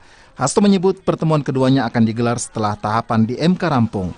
Hasto menegaskan saat ini PDIP fokus pada gugatan Pilpres di Mahkamah Konstitusi. Ya, tradisi silaturahim kan suatu yang baik bagi kita sebagai bangsa. Tentu sekarang proses sedang di MK, kemudian gugatan melalui PT UN juga sedang dilakukan. Ada berbagai temuan-temuan sebagaimana yang menjadi diskusi hari ini. Pertemuan tentu saja nanti setelah tahapan-tahapan semuanya itu diselesaikan, karena bagi kami mempersoalkan pemilu demi kedaulatan rakyat, demi masa depan merupakan skala prioritas yang terpenting saat ini. Ketua Harian Partai Gerindra Sufmi Dasko Ahmad menyatakan pihaknya sedang mencari waktu pertemuan Prabowo Subianto dan Megawati Soekarno Putri serta Puan Maharani. Dasko menyebut pertemuan Megawati dan Prabowo sebagai upaya rekonsiliasi pasca Pilpres. Ya, bahwa pertemuan Pak Prabowo dengan Mbak Puan, Pak Prabowo dengan Bu Mega tentunya akan direncanakan, akan dibicarakan bersama, dan nanti pada saatnya akan diberitahu kepada wartawan kan gitu. Jadi sinyalnya positif ya? Tapi lebaran ini akan digunakan nggak Bang untuk dimanfaatkan jadi momen rekonsiliasi ini Bang? Nah, ini kita belum tahu apakah kemudian Pak Prabowo ada di Indonesia pada saat lebaran atau kemudian Bu Mega kemudian juga berencana ada di Indonesia. Nah, sehingga apakah dalam momen lebaran ini yang buat pertemuan atau pada momen lain, nanti juga wartawan kita akan kasih tahu. Wakil Presiden terpilih Gibran Rakabuming Raka menyebut masih menanti perkembangan terbaru mengenai rencana pertemuan dua tokoh yang pernah bersatu dalam Pilpres 2009. Kalau sudah ada kepastian Pak, kita dengar lebaran ini ya? Ada kemungkinan pertemuan di Solo, Mas? Di mana? Pertemuannya di Solo atau siapa? Pak Prabowo dan Mega. Kok di Solo? Enggak ya? Ya enggak. Ya. Soal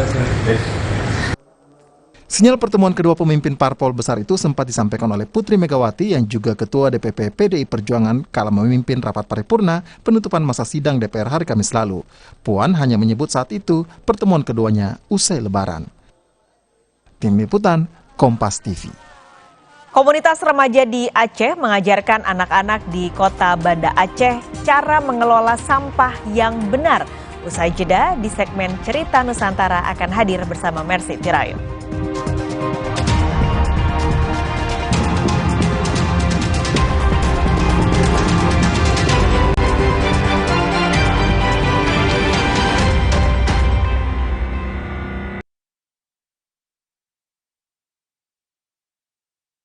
Silaturahmi kembali bersama Kecap Sedap dari kedelai pilihan membuat masakan tak tertandingi. Kecap Sedap kedelai hitam spesial, kental meresap dalam masakan. Taste good. Buka kembali pintumu di hari kemenangan dengan Kecap Sedap dari Wings Food. Mau untung? Pakai Arko.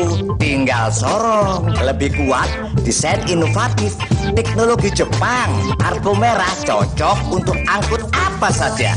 Lebih landai, gampang nuangnya. Arko jumbo paling gede, enteng, hemat tenaga. Arko banana green lebih slim, sempit nggak masalah. Mau untung? Pakai Arko. Tinggal sorong.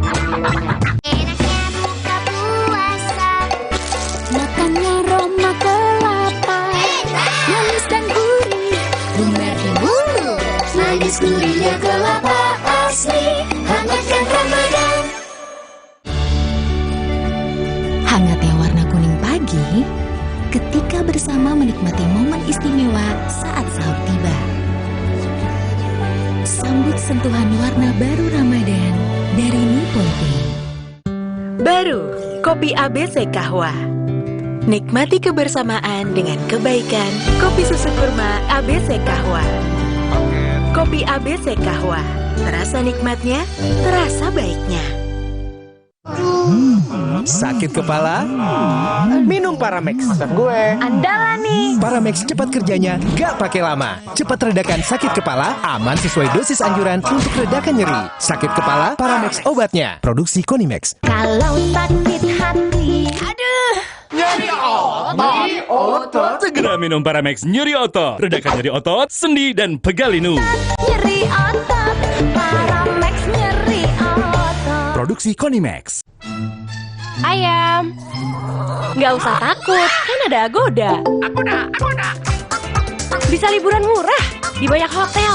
Wah, diskonnya sampai 60%. Cuma di Agoda, booking sekarang. Manisnya warna mawar merah muda saat mendengar semua lantunan doa. Sambut sentuhan warna baru Ramadan dari Nippon Tea. Baru, kopi ABC Kahwa. Nikmati kebersamaan dengan kebaikan. Kopi susu kurma ABC Kahwa. Kopi ABC Kahwa. Terasa nikmatnya, terasa baiknya. Silaturahmi kembali bersama Kecap Sedap dari kedelai pilihan membuat masakan tak tertandingi. Kecap Sedap kedelai hitam spesial, kental meresap dalam masakan. Taste good. Buka kembali pintumu di hari kemenangan dengan Kecap Sedap dari Wings Food. Ayam. Nggak usah takut, kan ada Agoda. Agoda. Bisa liburan murah di banyak hotel. Wah, diskonnya sampai 60%. Cuma di Agoda, booking sekarang. Mau simpan makanan sebanyak ini? Masih muat? Muat. Polytron Flex Up 5-in-1 Cooling System. Lebih banyak muatnya. Nitip muat nggak?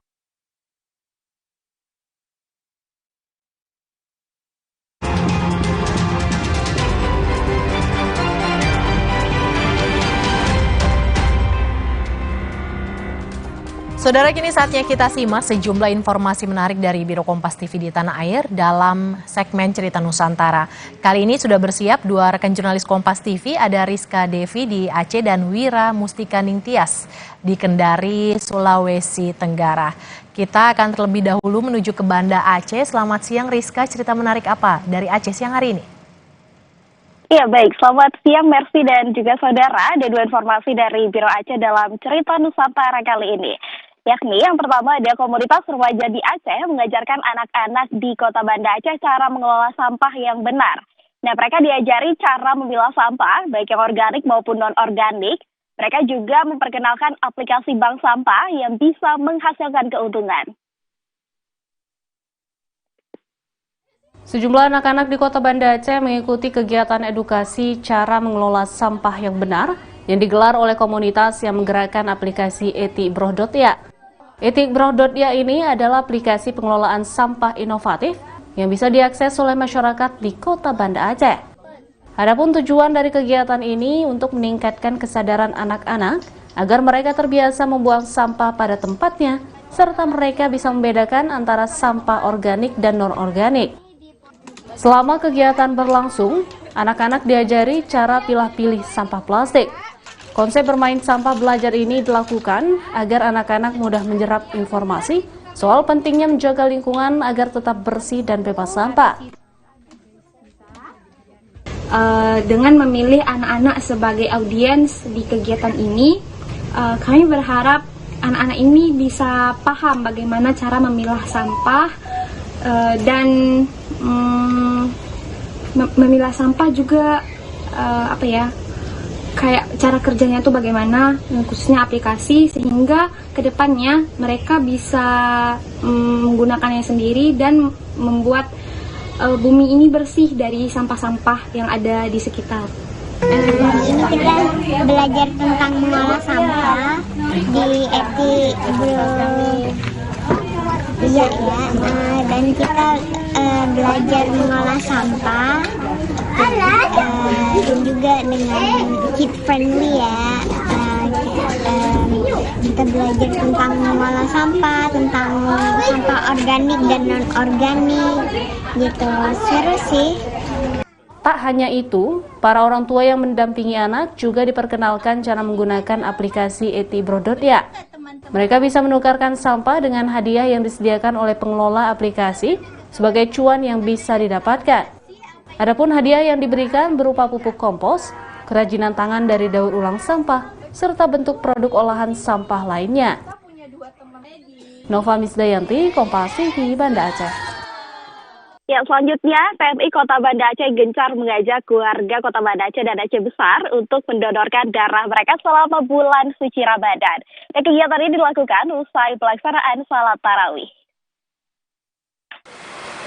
Selama bulan suci Ramadan, PMI Kota Banda Aceh melakukan safari kegiatan donor darah untuk membantu memenuhi stok darah yang diperlukan di rumah sakit.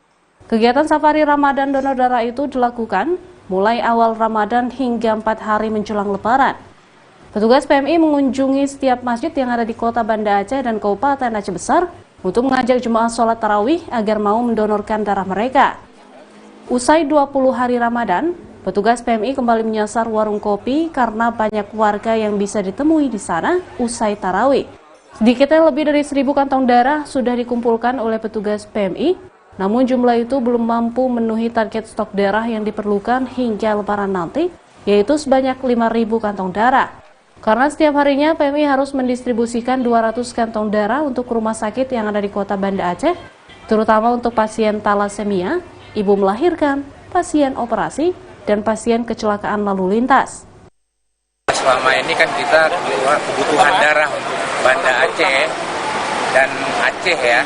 Itu untuk anak talasemia, kanker itu luar biasa kebutuhannya, bisa per harinya bisa 8 kantong. Bahkan kita dropping ke ZA bisa mencapai 200 kantong per harinya.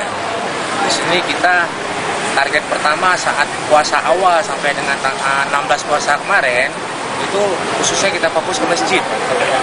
Dan alhamdulillah kita udah mengantongi kurang lebih 1.000-an lah. Bahkan target kita mungkin untuk menjelang Lebaran nanti mungkin butuh darah sekitar 5.000-an. Antusias warga pun mulai meningkat ikut donor darah. seperti Nurjana. Meski baru pertama kali donor darah, namun dirinya tertarik karena bisa membantu pasien di rumah sakit. Soalnya kan ditanya sama orang tuh kan, cuma coba-coba aja. Biasa kan darahnya 90, tiba-tiba naik 120. Sebelah nolong orang. PMI Kota Banda Aceh terus menggerakkan semangat masyarakat Aceh melakukan donor darah dengan cara jemput bola berkeliling ke pusat-pusat keramaian. Nova Misdayanti, Kompas TV, Banda Aceh. Ya, demikian dua informasi dari Biro Aceh dalam Cerita Nusantara kali ini. Kembali ke studio, Mercy. Dari Aceh kita akan bergeser ke Kendari, Sulawesi Tenggara. Selamat siang Wirya, cerita menarik apa dari sana siang hari ini? Ya, selamat siang rekan Mercy dan juga saudara. Dari Kota Kendari, Sulawesi Tenggara hari ini kami memiliki beberapa informasi menarik. Kita ke informasi yang pertama. Puluhan anak-anak yang putus sekolah di Kota Bau-Bau, Sulawesi Tenggara diajari cara membaca dan menulis oleh sekelompok pemuda dari Kelurahan Kadolomoko. Anak-anak itu diajari membaca di Terminal Waramsio, Kota Bau-Bau.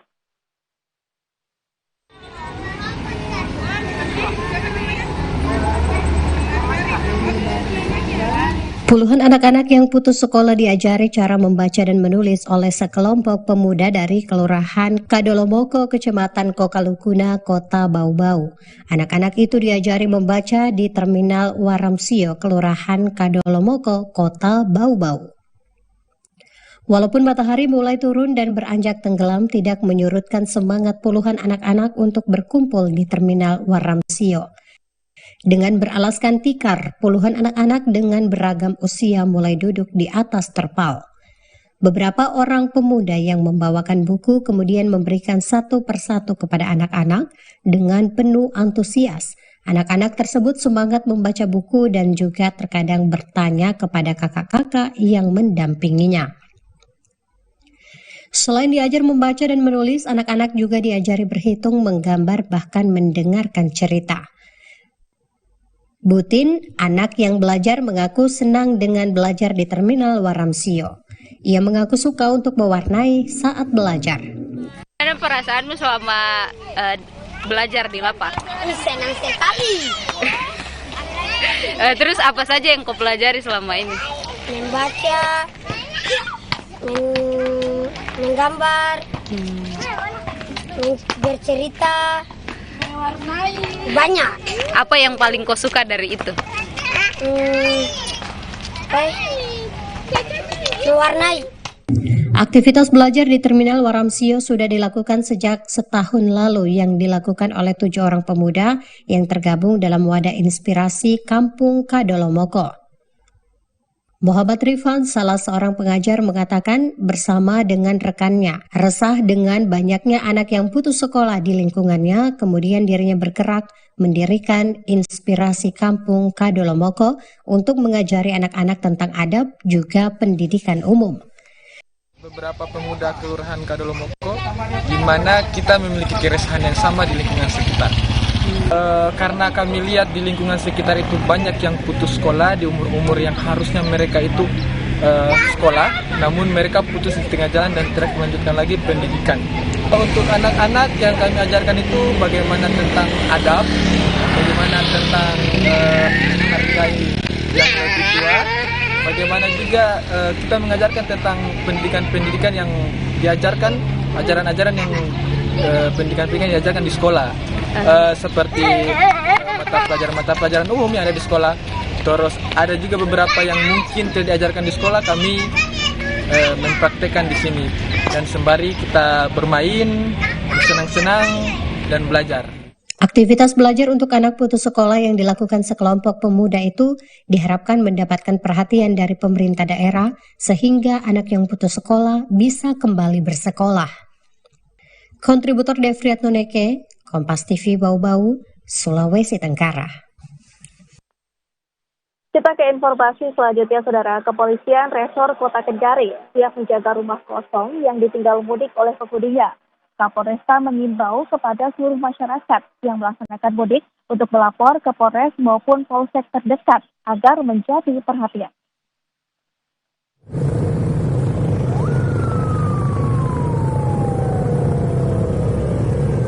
Polresta Kendari menghimbau kepada seluruh masyarakat yang akan melaksanakan mudik lebaran dan meninggalkan rumah kosong untuk melapor ke pihak RT atau RW setempat maupun polsek terdekat. Hal itu dimaksudkan agar rumah warga dapat dilakukan pengawasan maupun patroli dari kepolisian, baik oleh Babin Kamtibmas maupun personel polsek dan Polresta Kendari. Dengan begitu seperti yang ditegaskan Kapolresta Kendari, Kombes Polisi Aristri Yunarko, pihaknya siap menjaga rumah kosong selama ditinggal mudik oleh penghuninya. Polresta Kendari akan mengintensifkan patroli terhadap rumah-rumah kosong secara rutin dan berkala selama libur lebaran untuk mencegah terjadinya tindak kriminal seperti pencurian ataupun yang lainnya. Nanti begitu yang mudik melaporkan, akan kita laksanakan patroli ke rumah-rumah warga yang ditinggal. Ya, silahkan untuk kendaraan roda 2 maupun roda 4, silahkan koordinasi dengan Polsek maupun Polres untuk penitipan. Ya, ini penitipannya gratis, namun terkait penitipan ini membawa surat-surat kendaraan, yaitu STNK sama KTP. Selain itu, bagi masyarakat yang mau menitipkan kendaraan ataupun barang berharga lainnya, bisa disampaikan ke Mako Polresta ataupun polsek-polsek terdekat. Sylvian Sakia, Kompas TV Kendari, Sulawesi Tenggara.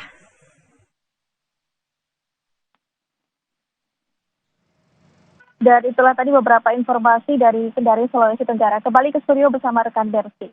Terima kasih Wirya Mustika Ningtyas, jurnalis dari Biro Kompas TV Kendari, Sulawesi Tenggara, dan sebelumnya Rizka Devi, jurnalis dari Biro Kompas TV Aceh yang sudah bergabung dalam Cerita Nusantara. Saudara, usai jeda, Kompas Siang masih akan kembali dengan informasi diantaranya sore nanti Kementerian Agama akan menggelar sidang isbat penentuan 1 Syawal 1445 Hijriah. Sesaat lagi Kompas Siang segera kembali.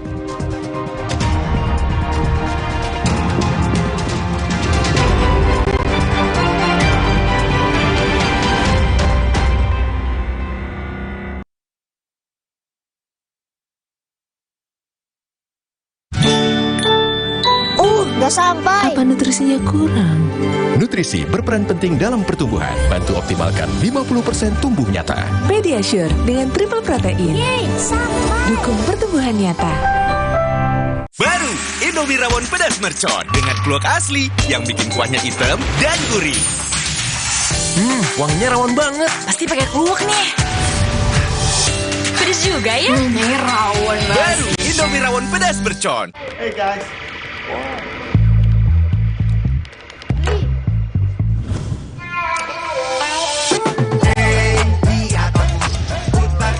Jadi seru, hey, lihat aku. 15 menit nunggu buka, berasa di padang gurun. Butuh yang segar. Selamat berbuka dengan Floridina. Bulir jeruknya asli. Floridina Koko, chewy Coco Beats-nya segar. Tantannya selamat menunaikan ibadah puasa. Ketika kerinduan memuncak, kita merayakan kemenangan orang terkasih. Tidak hanya atas lapar yang menggoda, tetapi juga atas jiwa yang dikuatkan. Di antara senyum yang memancar, kita meniti langkah bersama, mengalir dalam kemenangan cinta yang terukir di hari raya.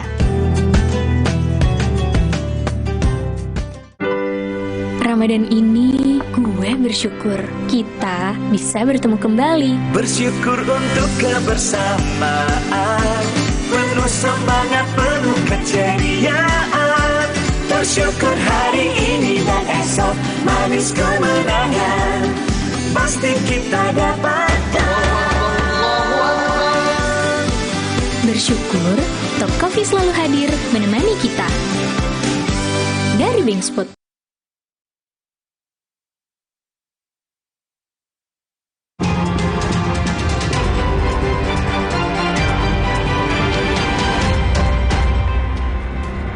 Terima kasih Anda masih menyaksikan Kompas Siang. Saudara, Kementerian Agama akan menggelar sidang isbat hari ini di kantor Kementerian Agama Jalan Tamrin, Jakarta Pusat. Sidang isbat dilakukan untuk penuhi mandat undang-undang dalam menentukan mulainya bulan Syawal atau perayaan Idul Fitri 2024. Guna tentukan hilal 1 Syawal atau Hari Raya Idul Fitri 2024, Kementerian Agama setidaknya telah mengirimkan tim pemantau ke 120 titik. Sidang isbat sendiri akan berlangsung tertutup dan baru akan disampaikan secara terbuka setelah keputusan telah diambil. Sidang akan dihadiri oleh perwakilan Komisi 8 DPR RI, pimpinan MUI, Duta Besar Negara Sahabat, perwakilan Ormas, dan tentu tim Hizab Ruqyat Kementerian Agama. Kita sudah terhubung dengan jurnalis Kompas TV, Niputu Trisnanda yang sudah berada di Kementerian Agama yang memantau langsung jelang sidang isbat. Selamat siang, Putu. Pukul berapa sidang isbat akan dimulai, Putu? Ya, selamat siang, Mercy dan juga saudara. Kalau persisnya sidang isbat ini akan dimulai pada pukul 6:15 sore nanti atau pukul 18:15 waktu Indonesia bagian Barat. Tetapi memang ada beberapa prosedur yang akan dilakukan sebelum nanti sidang isbat ini akan dilakukan secara tertutup dan kemudian diumumkan. Jadi nanti rencananya pada pukul 17.00 waktu Indonesia bagian Barat akan dilakukan terlebih dulu pemaparan terkait dengan posisi hilal di jam tersebut. Nanti setelah itu baru akan dilakukan sidang isbat, di mana nanti sidang ini atau sidang penentuan 1 Syawal atau Hari Raya Idul Fitri ini akan diikuti oleh sejumlah pihak, khususnya oleh 120 tim yang sudah juga dikirimkan oleh Kementerian Agama untuk meninjau dari 120 lokasi di semua provinsi yang ada di Indonesia. Nanti ketika kemudian dilihat bagaimana posisi hilal, apakah sudah pas, sudah cocok sesuai dengan ketentuan yang memang sudah diatur, baru nanti akan diumumkan pada pukul 7:05 waktu Indonesia bagian Barat.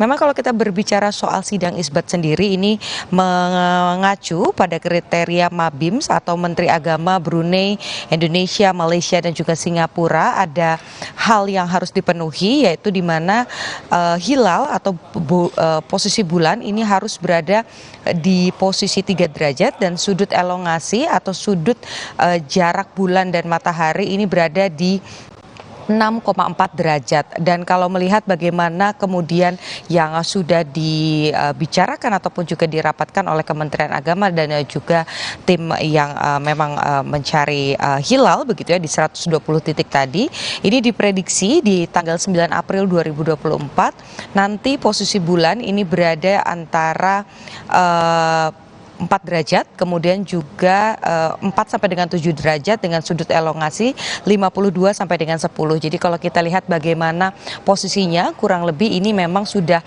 pas, sudah tepat untuk kemudian menjatuhkan tanggal Syawal, 1 Syawal ini di 9 April 2024 besok. Nah, tetapi meskipun juga sudah mulai terlihat begitu prediksinya, kemudian juga sudah ada SKB 3 Menteri yang menyatakan bahwa Idul Fitri ini jatuh pada tanggal 10 dan juga 11 April 2024 begitu ya. Tetapi kalau kita lihat bagaimana kemudian undang-undang ini juga mengatur yang terkait dengan Kementerian Agama khususnya, ini nanti akan dilakukan sidang isbat terlebih dahulu dan nanti akan diputuskan secara bersama-sama. Kita nantikan, karena kalau kita lihat saat ini memang belum ada persiapan secara khusus begitu ya. Kita belum melihat ada pihak-pihak yang hadir, karena sidang isbat nanti juga dihadiri ada diprediksi atau direncanakan ada dari Kementerian Agama, kemudian juga ada dari Komisi 8, ada dari MUI, biasanya juga dari perwakilan Masjid Istiqlal ini juga akan hadir begitu ya. Tetapi kami belum melihat ada tokoh-tokoh penting yang hadir di gedung Kementerian Agama, baru meja-mejanya saja yang sudah diatur. Kita nantikan bagaimana nanti jam 5 akan dilihat lagi posisi hilal dan nanti pada pukul 6 sidang isbat akan digelar secara tertutup dan akan diumumkan secara terbuka pada pukul 7:05 waktu Indonesia bagian Barat. Kembali ke Anda, Medok, maksud kami Mercy. Sidang isbat akan digelar sore nanti. Terima kasih jurnalis Kompas TV Niputu Trisnanda yang melaporkan langsung dari kantor Kementerian Agama di Jalan Tamrin, Jakarta Pusat. Saudara, kita beralih ke informasi lain. Menteri Perhubungan Budi Karya Sumadi hari ini meninjau arus mudik di stasiun Cirebon. Budi mengecek kesiapan petugas menemui pengunjung serta memberikan bingkisan kepada pemudik. Rombongan Kementerian Perhubungan, Polri, Jasa Marga tiba di stasiun pada Selasa pagi. Di sela kunjungannya, Menhub menemui sejumlah penumpang yang sedang berada di ruang tunggu. Menhub juga menyapa sejumlah petugas teknis, tim lapangan, porter, satpam, dan masinis yang sedang bertugas dan memberikan bingkisan Idul Fitri.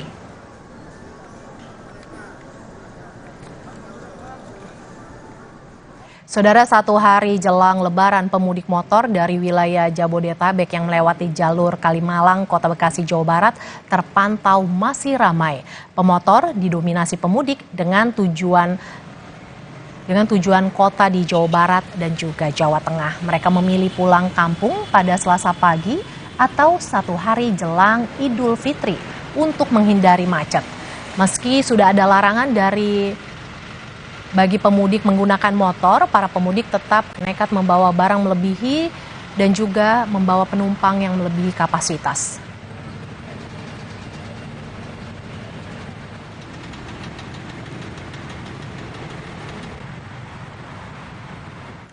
Saudara, sehari jelang Idul Fitri, Terminal Terpadu Pulau Gebang Cakung, Jakarta Timur masih memberangkatkan pemudik ke sejumlah daerah di Jawa.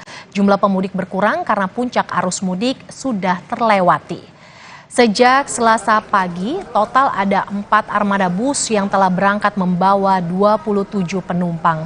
Mayoritas melakukan perjalanan rute pendek ke Jawa Tengah dan Jawa Timur. Sebelumnya, saudara, puncak arus mudik 2024 di Terminal Pulau Gebang sudah terjadi pada 7 April lalu dengan total 5.800 lebih penumpang diangkut menggunakan 428 armada bus.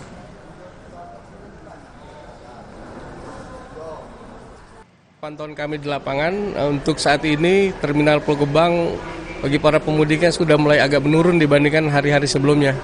Nah, mungkin yang berangkat hari ini tuh lebih ke dominan ke jarak-jarak dekat, jarak pendek ya, seperti di daerah Jawa Tengahan. Walaupun ada sebagian dari Sumatera masih ada beberapa. Ya. Tapi trennya malah turun ya. Puncaknya berarti sudah lewat ya? Untuk puncaknya sendiri sudah lewat di tanggal 6, 5, 6, 7 kemarin ya, 6, 7 ya, 6, 7 kemarin.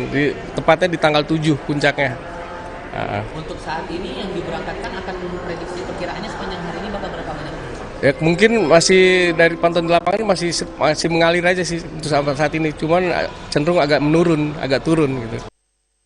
Saudara, kita akan pantau langsung bagaimana kondisi di Terminal Pulau Gebang bersama jurnalis Kompas TV, Tifal Solesa yang sudah berada di sana. Tifal, puncak arus mudik sudah lewat, lantas kota mana yang jadi banyak destinasi pemudik saat ini? Kemana saja tujuan pemudik, Tifal, saat ini? Untuk kota sebetulnya beragam ya Mercy, tapi kalau spesifik bicara di wilayah Jawa, rute pendek yang menjadi tujuan para pemudik untuk pulang kampung menyambut cuti panjang Idul Fitri 1445 Hijriah ini ada di Jawa Tengah dan juga Jawa Timur. Sementara untuk Pulau Sumatera, rute pendek yang menjadi daerah favorit tujuan para pemudik adalah di Provinsi Lampung dan juga Bengkulu. Ini masih bervariasi dan ini juga masih bergerak angkut turun penumpang di Terminal Terpadu Kampung Rambutan. Maksud saya Terminal Terpadu Pulau Gebang, Cakung, Jakarta Timur ini. Kalau kita rujuk lagi dari data terakhir yang saya sebutkan tadi, ada 4 armada bus yang memberangkatkan 27 penumpang. Ini yang dicatatkan oleh pihak pengelola dari pukul 12 dini hari tadi hingga pukul 7 pagi waktu Indonesia bagian Barat. Nah, angka ini juga berpotensi masih terus bertambah. Terlebih kalau lihat di belakang saya ini angkut turun penumpang juga masih terus terjadi. Di belakang saya masih juga nampak calon pemudik akan menunggu bus yang akan memberangkatkan mereka menuju ke sejumlah daerah. Kita merujuk data hari ini dan dibandingkan dengan 3 hari ke belakang, ini jelas sudah jauh berbeda ketimbang dengan momen-momen puncak arus mudik yang sesuai dengan prediksi yang dikeluarkan oleh Kementerian Perhubungan Republik Indonesia.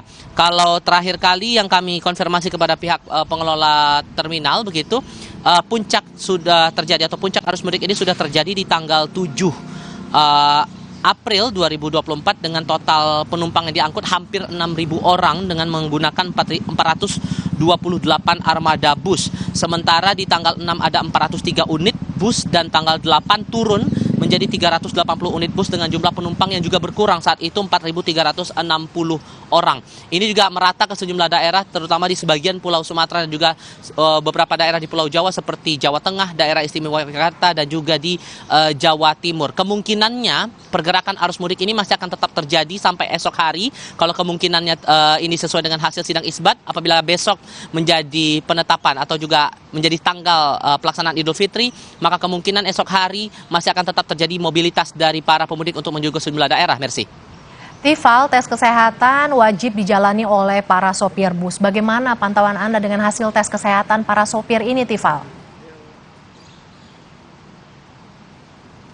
Konfirmasi terakhir kami kepada tim kesehatan yang tergabung dari Puskesmas Pulau Gadung yang berada di Terminal Pulau Gebang ini, mereka mencatatkan bahwa sampai dengan saat ini belum ada pengemudi bus dari daerah-daerah tertentu yang tercatat tidak layak jalan, tidak layak untuk mengoperasikan armada bus. Artinya seluruh pengemudi ini sudah layak secara kesehatan bisa membawa penumpang untuk melakukan perjalanan jarak jauh. Ini disesuaikan lagi dengan hasil tes yang sudah dijalankan sejak pukul 7:30 pagi tadi.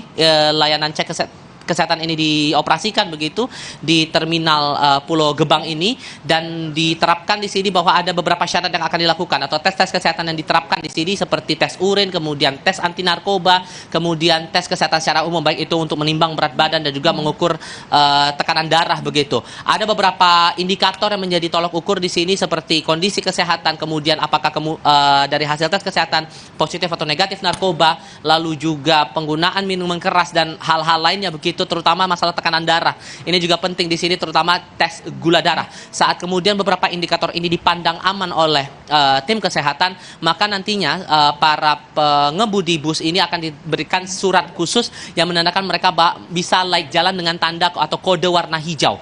Nah, inilah yang menjadi syarat bagi mereka agar bisa melakukan perjalanan atau membawa penumpang menuju ke sejumlah daerah. Tapi kalau sebaliknya, kalau mereka dinyatakan tidak layak jalan atau ditandai dalam surat itu berwarna merah, maka mereka diharuskan untuk menggunakan sopir cadangan untuk menjalankan bus mereka untuk membawa para penumpang melakukan aktivitas mudiknya pada momen Idul Fitri 1445 Hijriah. Ini masih akan tetap berlaku, layanan tes kesehatan ini masih akan tetap berjalan, seiring dengan semangat dari pihak pengelola agar mudik ini bisa berjalan dengan aman dan lancar, tidak ada hambatan berarti, terutama nantinya sampai ke tempat tujuan di beberapa daerah, entah itu di Sumatera maupun juga di Pulau Jawa. Mercy. Terima kasih Tifal Solesa, jurnalis Kompas TV yang melaporkan langsung dari Terminal Pulau Gebang, Jakarta Timur. Terima kasih Tifal. Saudara, usai jeda Kompas Siang masih akan kembali dengan informasi. Menjelang Lebaran, hampers menjadi salah satu buah tangan yang paling banyak diburu. Seperti minyak pret, hampers parfum khas Aceh ini mulai banjir pesanan menjelang Lebaran. Informasi ini saudara akan hadir di Kompas Siang sesaat lagi.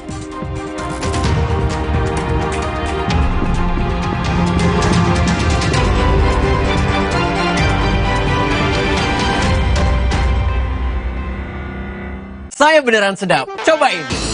Aromanya bikin ngiler. Minyak tebal, kuah gurihnya sedap banget. Bikin lagi. Puas banget.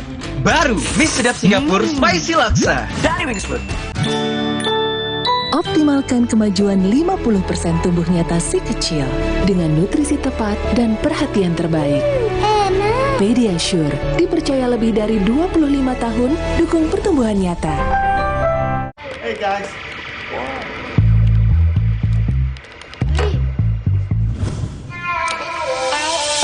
Hey, lihat aku. Putar celup jadi seru. Hey, lihat aku. Baru Indomie rawon pedas mercon dengan kluak asli yang bikin kuahnya hitam dan gurih. Wanginya rawon banget. Pasti pakai kluak nih. Pedas juga ya? Ini rawon banget. Baru Indomie rawon pedas mercon. Kata Bu Guru, gantungkan cita-citamu setinggi langit. Kata Bu Guru, ilmu itu pelita dalam gelap. Jangan biarkan semangat belajar mereka padam karena sekolah yang rusak. Saatnya ulurkan tangan. Rp1.000 yang mungkin kecil buatmu berarti besar untuk mereka.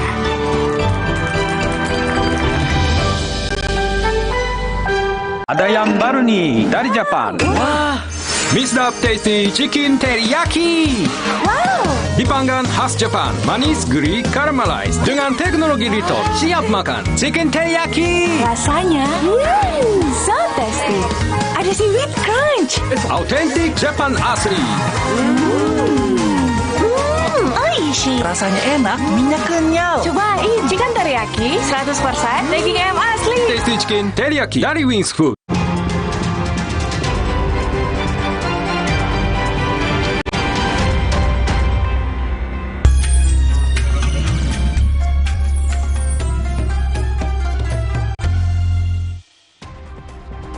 Anda menyaksikan segmen Teman Ramadan Saudara. Menjelang Lebaran, hampers menjadi salah satu buah tangan yang paling banyak diburu. Seperti minyak Prat, hampers parfum khas Aceh ini mulai banjir pesanan menjelang Lebaran. Berikut ini informasinya untuk Anda. Jika biasanya hingga ke sejumlah negara seperti Malaysia dan Singapura, ada sejumlah varian yang ditawarkan seperti kopi, selanga, melu, dan jempa. Harganya pun dibanderol mulai dari Rp100.000 hingga Rp300.000 tergantung ukuran parfum tersebut. Di Ramadan dan Lebaran kali ini, minyak Prat memiliki dua varian baru yang khusus dijadikan sebagai hampers, yaitu Jenin dan Naba. Varian ini merupakan perpaduan parfum lokal Aceh dan Arab untuk menciptakan suasana Ramadan dan Lebaran yang lebih hangat. Jadi untuk tahun ini perdana minyak Prat bisa berkesempatan bisa mengeluarkan hampers, isinya berupa produk terbaru kami, Jenin sama Naba, dan ada juga satu varian, bukan satu varian sih, tapi satu botol 5 ml itu varian misterius yang bisa eksklusif bisa dicium oleh konsumen kami. Nah, bagi Anda yang ingin menjadikan parfum sebagai hampers, minyak Prat bisa menjadi salah satu referensinya. Selain bisa datang langsung ke tempat produksi di Jalan Wedana, Bandaraya, Kota Banda Aceh, Anda juga bisa memesan melalui sosial media dan marketplace. Syahril, Kompas TV, Banda Aceh. Saudara, jelang Lebaran, masyarakat mulai berburu hamper Lebaran. Tak hanya kue kering, tetapi kudapan manis dengan berbagai macam karakter bisa menjadi pilihan hamper Lebaran. Di Surabaya, saudara, ada kue 3 dimensi berbentuk es krim yang sepertinya cocok untuk menjadi hamper. Kue ini dikenal dengan sebutan popsicle cake. Berikut ini informasinya untuk Anda.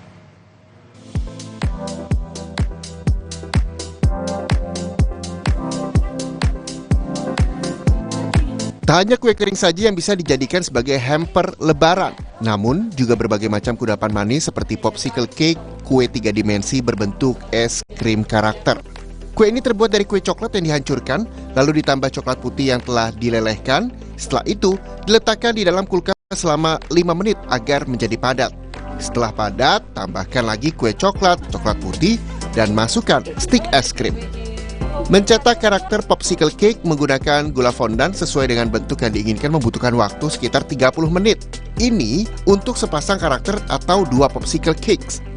Salah satu pembuat popsicle cake mengaku mulai kebanjiran pesanan hamper untuk Lebaran. Dalam sehari, ia membuat sekitar 50 buah popsicle cake dengan berbagai macam karakter. Mayoritas pelanggannya memesan popsicle cake dengan bentuk ketupat masjid dan kartun. Awalnya bikin kue dulu. Dasarnya cake base-nya coklat, terus dihancurkan, terus gitu cetak coklat, dimasukin cake-nya, ditutup sama coklat lagi sampai dia ngeset. Setelah itu baru dihias, keluarkan terus dihias. Susah nggak sih di proses itu? Enggak sih sebenarnya, cuman memang mesti hati-hati di saat penusukan sticknya itu, karena itu bisa resiko patah. Cita rasanya gimana sih? Manis sih, cuman nggak terlalu yang manis banget gitu dalamnya cake-nya ya base-nya. Tapi kalau sama fondantnya dimakan memang agak cenderung manis. Rata-rata buat apa sih? Hampers? Kue 3 dimensi ini dapat bertahan selama 4 hari di suhu ruang. Nah, bagi Anda yang ingin membeli popsicle cake, Anda perlu merogoh kocek Rp120.000 per kotak atau Rp30.000 per buah untuk satu kotak hamper Lebaran yang berisi 4 kue. Tim Liputan, Kompas TV, Surabaya, Jawa Timur. Saudara, berdiri sejak tahun 1910, Masjid Saadah di Kanagarian Gurun menjadi salah satu masjid tertua di Kabupaten Tanah Datar, Provinsi Sumatera Barat. Berdiri kokoh hingga sekarang, Masjid Saadah dibangun dengan kolaborasi 3 budaya, Minangkabau, Tionghoa, dan India.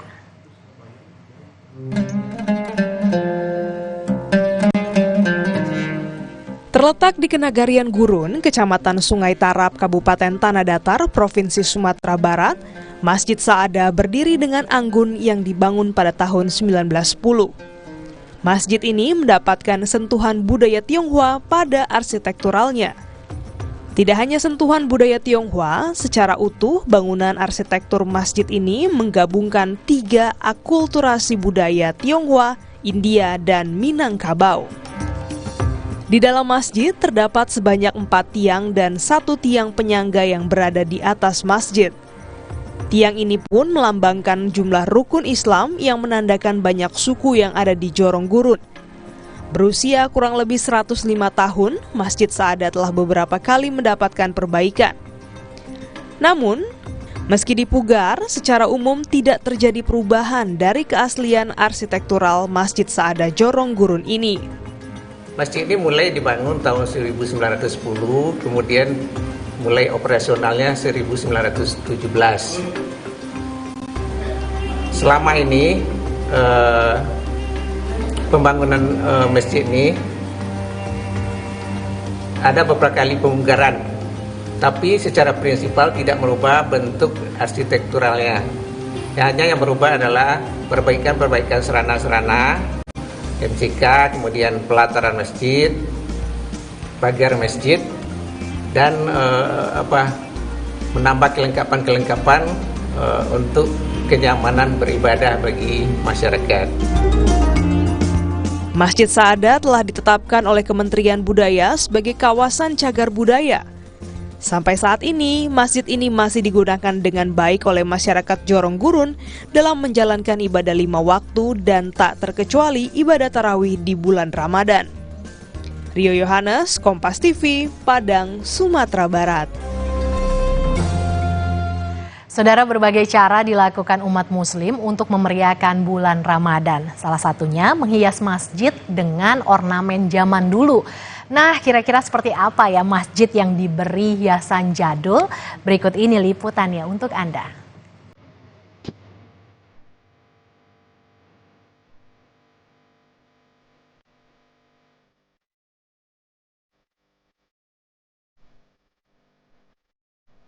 Sejumlah kreativitas warga Dukuh Karanglor, Desa Makam Haji, Kecamatan Kartasura, Sukoharjo, Jawa Tengah ditampilkan untuk menghias Masjid Al-Furqon.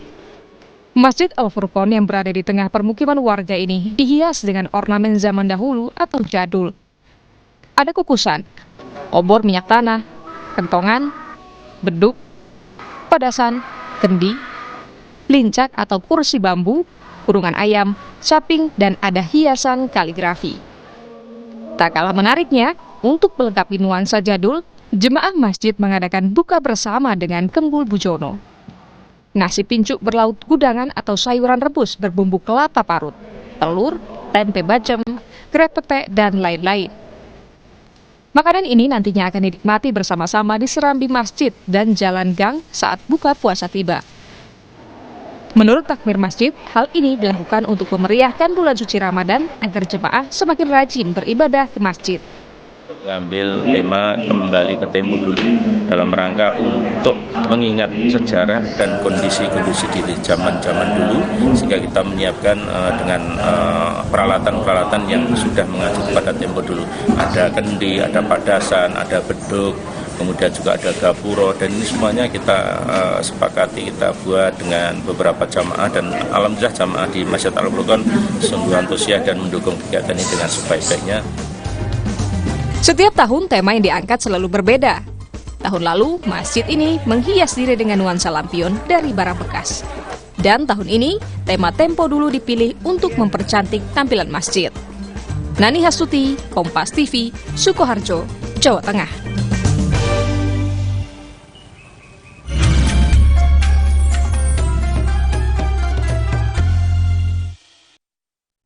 Saudara, informasi dari mancanegara akan hadir di Kompas Siang, diantaranya kemeriahan menyambut Idul Fitri juga dirasakan di kota Deir al-Balah, jalur Gaza. Sejak hari Minggu, pasar dipadati oleh warga yang berbelanja keperluan Lebaran. Sesaat lagi Kompas Siang akan kembali dengan informasi ini.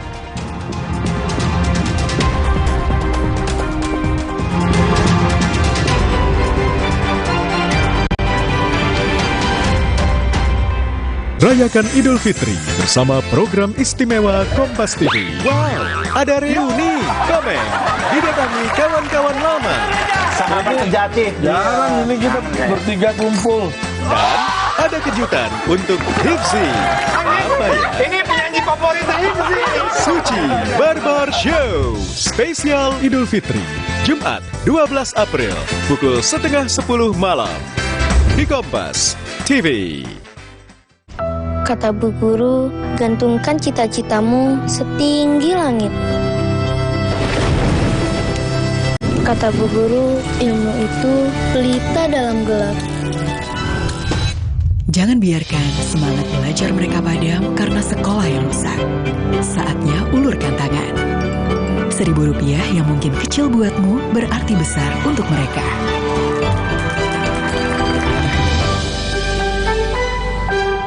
Hey guys.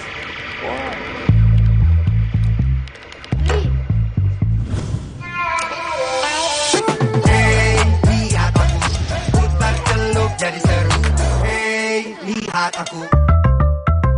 Mau mengiklankan usaha kamu dengan harga terjangkau? Langsung aja ke pasangiklan.com. Pasang iklan segampang upload, bayar, tayang. Ada beragam paket yang bisa kamu pilih di pasangiklan.com. Mulai dari harga Rp50.000 sampai harga Rp1.000.000. Iklan kamu akan tayang di jaringan media milik Kompas Gramedia. Jadi, iklan kamu berpotensi dilihat oleh 270 juta pembaca. Di pasangiklan.com, kamu bisa memilih jenis iklan yang ingin ditayangkan. Kamu bisa memilih iklan untuk ditayangkan di website, Instagram, atau iklan baris di koran Kompas. Di pasangiklan.com, kamu nggak perlu khawatir, karena setelah iklan ditayangkan, kamu akan mendapatkan informasi mengenai perkembangan iklan berupa laporan performa untuk iklan digital dan Instagram, serta notifikasi penayangan untuk iklan baris di koran Kompas. Jadi, mau pasang iklan yang dilihat banyak orang dengan harga terjangkau? Segampang upload, bayar, lalu tayang? Tunggu apa lagi? Langsung aja ke pasangiklan.com.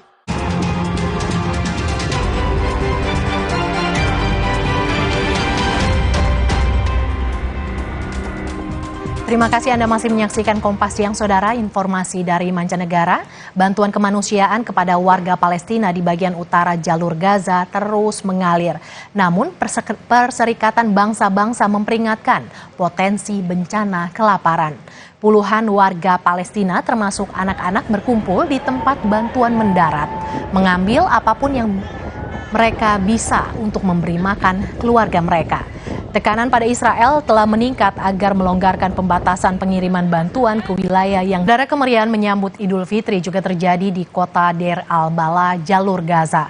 Sejak hari Minggu, pasar dipadati oleh warga yang berbelanja keperluan untuk Lebaran. Namun Idul Fitri kali ini berbeda dengan tahun-tahun sebelumnya, Saudara, karena perang di Gaza kini memasuki bulan ke-6. Warga Palestina menyatakan dengan aksi mogok yang terus berlanjut, pengungsian, kekurangan pangan, dan kenaikan harga, merayakan Idul Fitri dengan gembira menjadi hal yang mustahil. Militer Israel mengumumkan pada hari Minggu telah menarik pasukannya dari kota Khan Yunis di Gaza Selatan, mengakhiri fase penting dalam serangan darat terhadap kelompok militan Hamas. Namun para pejabat pertahanan mengatakan pasukan hanya berkumpul kembali ketika tentara bersiap untuk pindah ke benteng terakhir Hamas Rafah.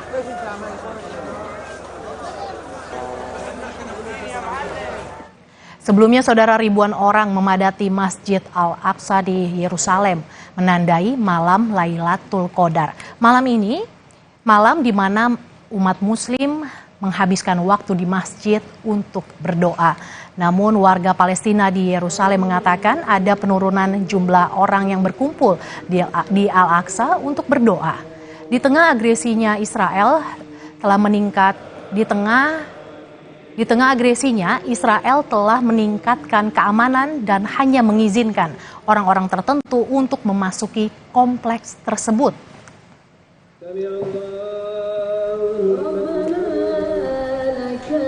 Saudara, informasi menarik lainnya masih akan hadir di Kompas Siang sesaat lagi. Tetaplah bersama kami.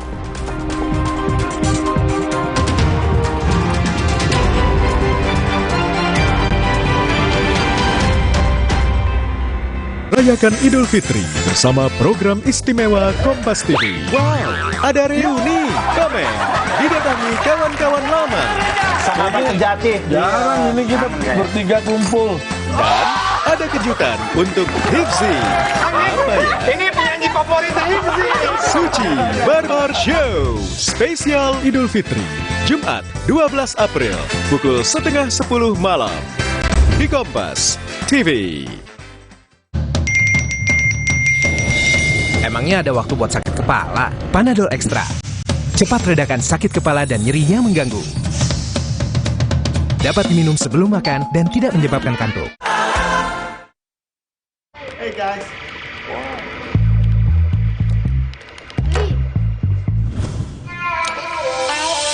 Hey, lihat aku, putar celup jadi seru.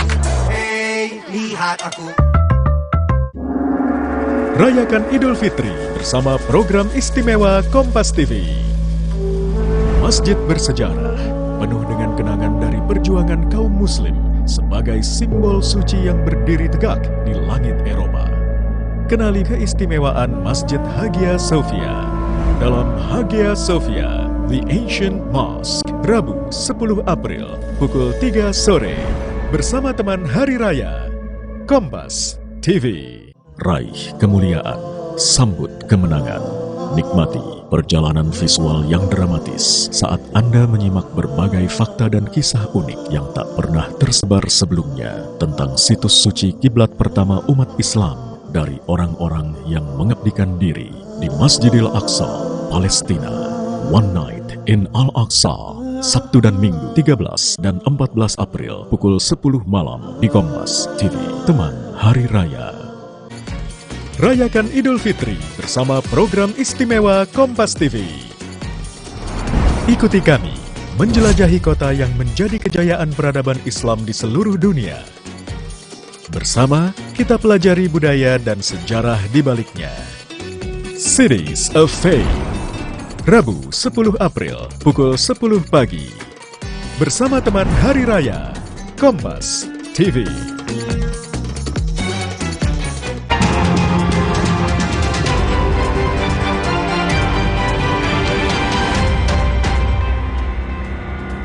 Presiden Joko Widodo menyoroti kemacetan kendaraan yang sempat terjadi di tol menuju Pelabuhan Merak, Banten. Presiden menegaskan perlu penanganan lebih fokus untuk arus mudik di Pelabuhan Merak, terutama terkait arus kendaraan bermotor di Pelabuhan Ciwandan. Saya melihat secara umum sedikit yang perlu penanganan lebih fokus, yaitu di Merak utamanya yang berkaitan dengan yang naik sepeda motor Cindawan. Tapi tadi minta penjelasan ke Menteri Perhubungan, ya semuanya sudah dicarikan solusi. Menteri Perhubungan Budi Karya Sumadi mengungkap sumber kepadatan di Pelabuhan Merak. Selain banyak pemudik belum punya tiket elektronik, Menhub menyebut ada pemudik tiba tak sesuai dengan jadwal keberangkatan kapal. Menhub menilai butuh dermaga tambahan sebagai solusi urai kemacetan. Tidak antar-antar masyarakat pengguna, ya. Kalau di kereta api kan mereka punya tiket, dia datang 2 jam sebelumnya. Kalau ini ada yang belum tiket, bahkan jalannya besok pagi dia datang. Maka terjadilah antrian sebanyak lebih dari 10 km. Merak ini satu diharuskan memiliki kapal yang lebih besar dan lebih cepat. Kedua, memang harus ada tambahan dermaga. Kami sudah bahas, bahkan tadi saya sempat lapor Pak Presiden, Pak ini butuh dermaga. Presiden tambahin kapal juga. Hari ini Pelabuhan Merak, Banten sudah tak lagi padat. Puncak arus mudik telah terjadi pada Sabtu 6 April lalu. Jalan menuju Pelabuhan Merak dari gerbang tol Merak juga terpantau lancar. Sebanyak 46 kapal telah beroperasi dengan jumlah penumpang mencapai lebih dari 600.000 orang sejak 7 hari jelang Lebaran. Jumlah ini meningkat dibandingkan jumlah penumpang pada tahun lalu.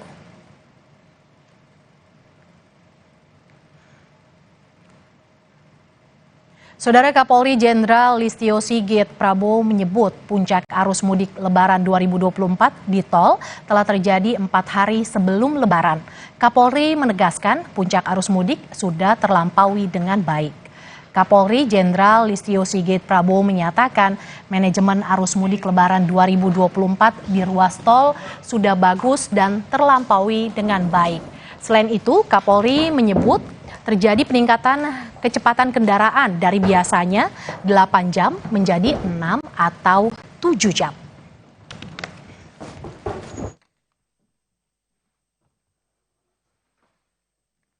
Untuk puncak arus mudiknya bisa terlampaui dengan baik.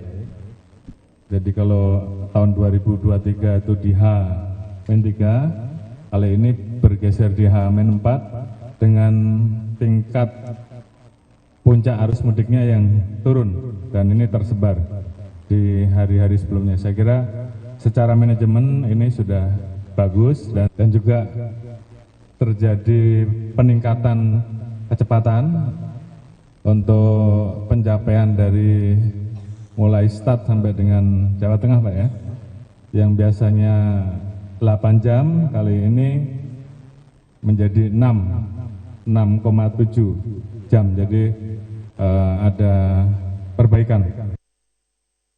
Arus mudik di gerbang tol Cikatama pada siang ini terpantau lengang. Puncak arus mudik telah terjadi hari Sabtu lalu. Situasi di gerbang tol Cikatama terpantau lengang. Rekayasa lalu lintas satu arah masih diberlakukan hingga kilometer 414. Jasa Marga membuka seluruh gardu tol utama dan 4 gardu satelit.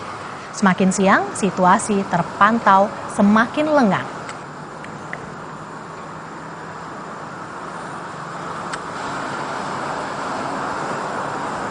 Kompas Siang kami akhiri sampai di sini. Saya Paskalis Siswari. Saya Mercy Tirayo, terima kasih. Sampai jumpa.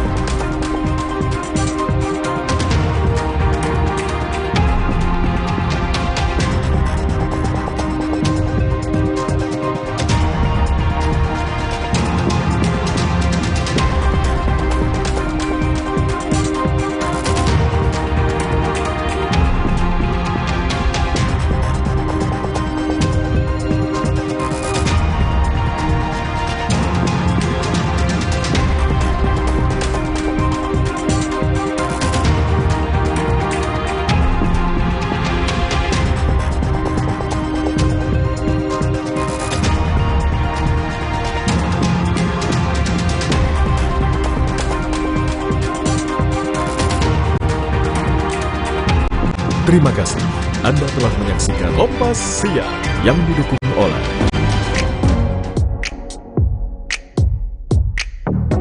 Kompas TV mengawal perjalanan mudik Anda dengan informasi terkini dan reportase langsung dari sejumlah rute mudik Idul Fitri tahun ini. Mayoritas dari pemudik ini akan menggunakan transportasi umum. Ikuti Mudik Gesit 2024.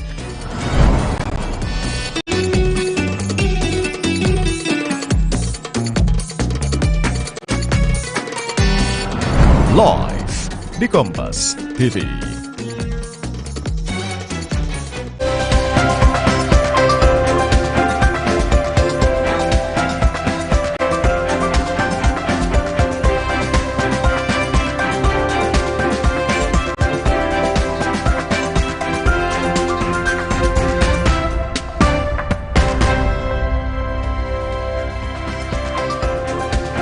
Selamat siang saudara, salam sehat dan tetap semangat menjalankan ibadah puasa di penghujung Ramadan 1445 Hijriah tahun ini.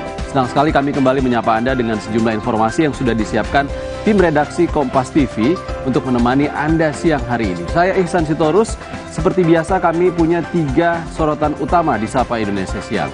Di antaranya saudara, tim gabungan dari Mabes Polri, Polda Jawa Barat dan juga Polres Karawang masih berupaya mengidentifikasi korban tewas dari kecelakaan kilometer 58 tol Jakarta Cikampek. Dari 12 korban tewas, baru 2 korban yang berhasil diidentifikasi. Berikutnya saudara, sehari jelang Idul Fitri, Terminal Terpadu Pulau Gebang, Jakung, Jakarta Timur masih memberangkatkan pemudik ke sejumlah daerah di Pulau Jawa. Jumlah ini sudah berkurang karena puncak arus mudik sebenarnya sudah terlewati. Berikutnya sorotan di Sapa Indonesia Siang hari ini, saudara. Di Pelabuhan Penyeberangan Merak, Banten, antrean kendaraan pemudik masih terlihat hingga saat ini. Namun jumlahnya sudah relatif menurun dibandingkan kemarin. Nah, saudara, beberapa hari jelang Idul Fitri, meskipun belum ada kabar kapan Idul Fitri akan berjalan, tapi sejumlah masyarakat sudah merayakan Idul Fitri. Walaupun meski pemerintah belum menetapkan jatuhnya 1 Syawal ataupun penentuan Idul Fitri 1445 Hijriah, namun jemaah An-Nazir, ini jemaah yang ada di Goa, Sulawesi Selatan, hari ini telah melaksanakan sholat Idul Fitri. Sholat Idul Fitri jemaah An-Nazir dilakukan berdasarkan hasil pengamatan bulan serta lebih awal dari pelaksanaan sholat Id pemerintah. 3 sorotan tadi dan sejumlah informasi penting dan menarik lainnya dapat Anda saksikan di Sapa Indonesia Siang selengkapnya.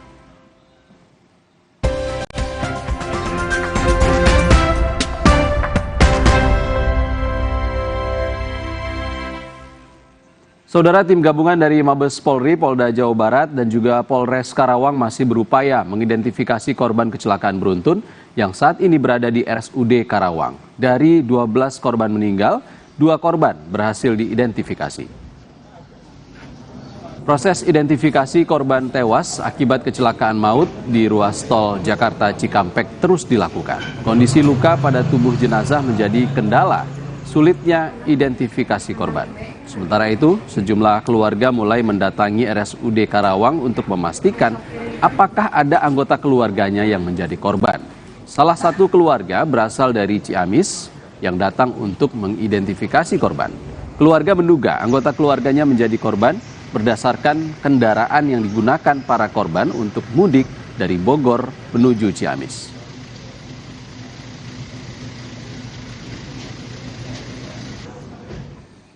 Saudara, kecelakaan yang terjadi di kilometer 58 tol Cikampek, Karawang Timur melibatkan 3 kendaraan dan mengakibatkan 12 orang tewas. Kecelakaan terjadi ketika sistem kontraflow untuk mengurai kemacetan saat mudik diberlakukan.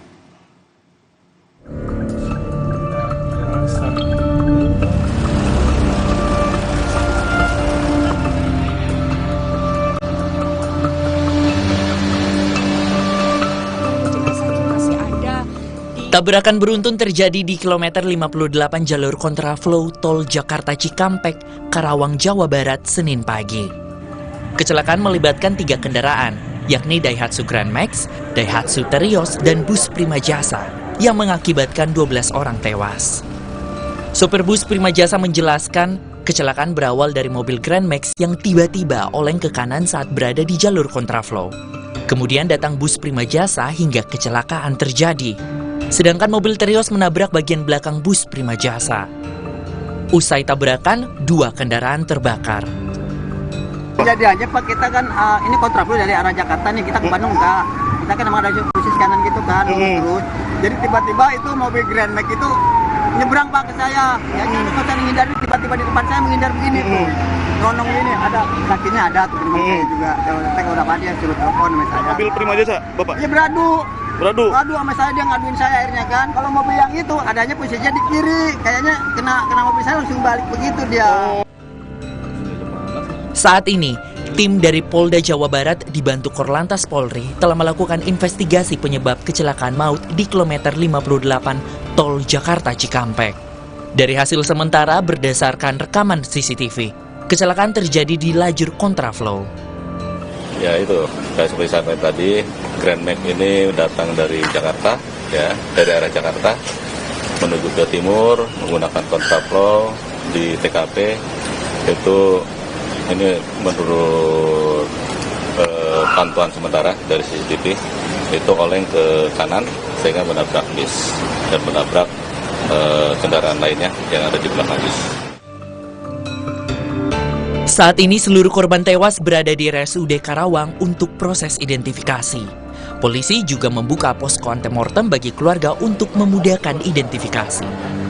Dari 12 korban tewas, 2 diantaranya telah berhasil diidentifikasi. Keduanya merupakan warga Ciamis dan Kudus.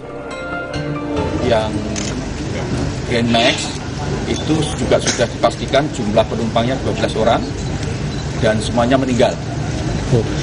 Semuanya meninggal, kemudian dari segi identitas, sementara yang bisa diketemukan ada 2. Yang pertama itu ada KTP dari Ciamis, kemudian yang kedua dari Inavis diketemukan dari berdasarkan identifikasi yang ada di badannya yang masih bisa dikenali itu berasal dari Kudus.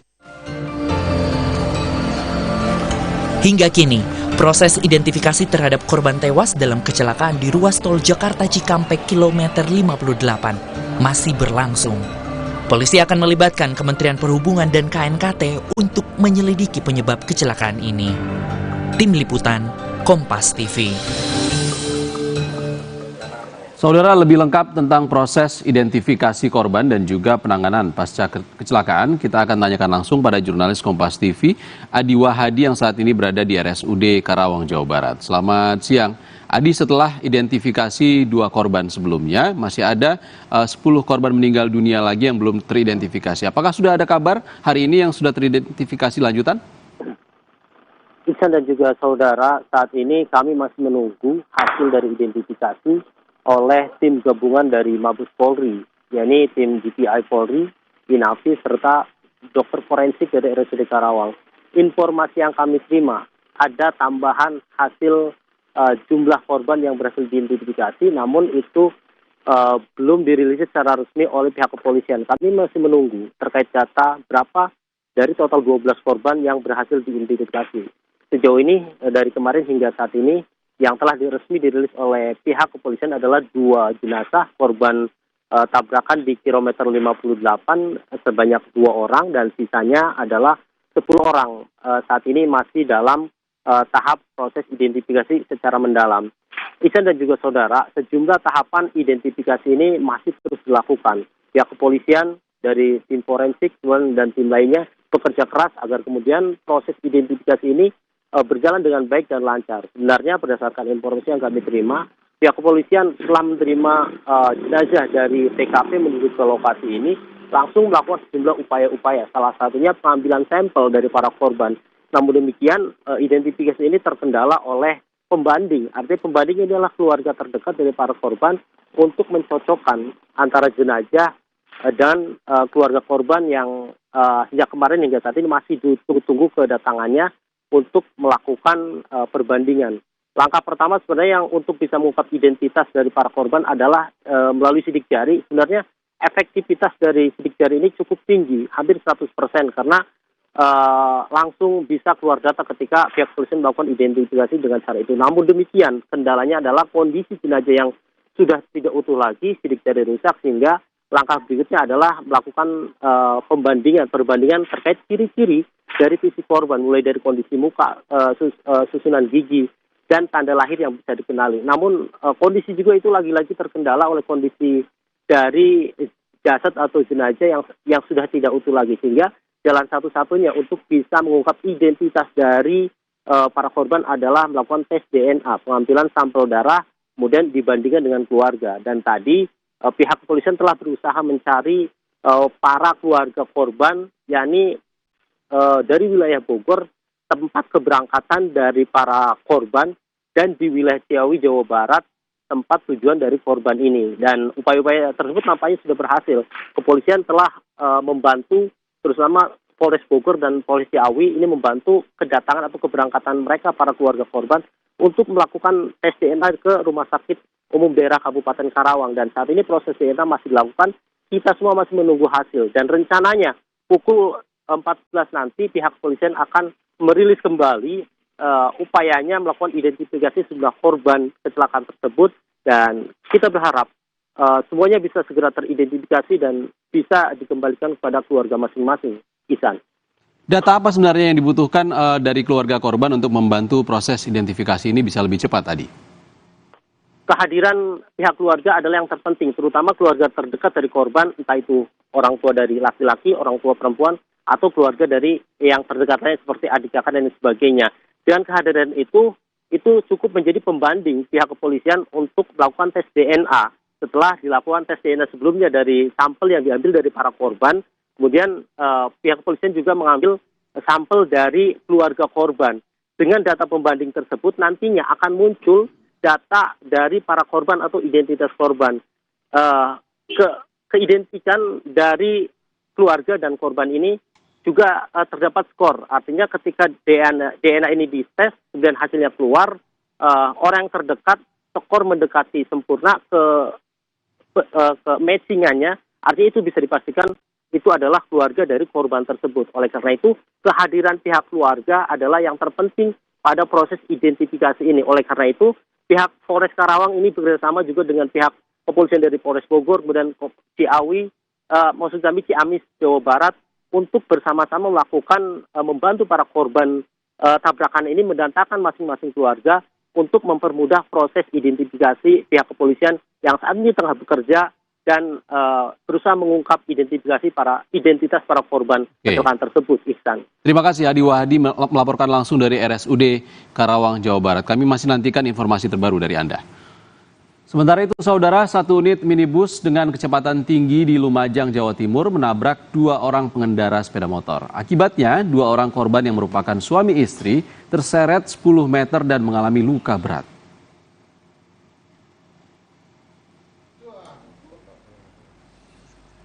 Kecelakaan lalu lintas di Jalan Lintas Selatan Desa Pasirian, Lumajang ini terekam kamera pemantau atau CCTV. Dalam rekaman, 2 korban yang merupakan warga dusun Siluman, Desa Bades, melaju dari arah barat menuju ke Pasar Pasirian.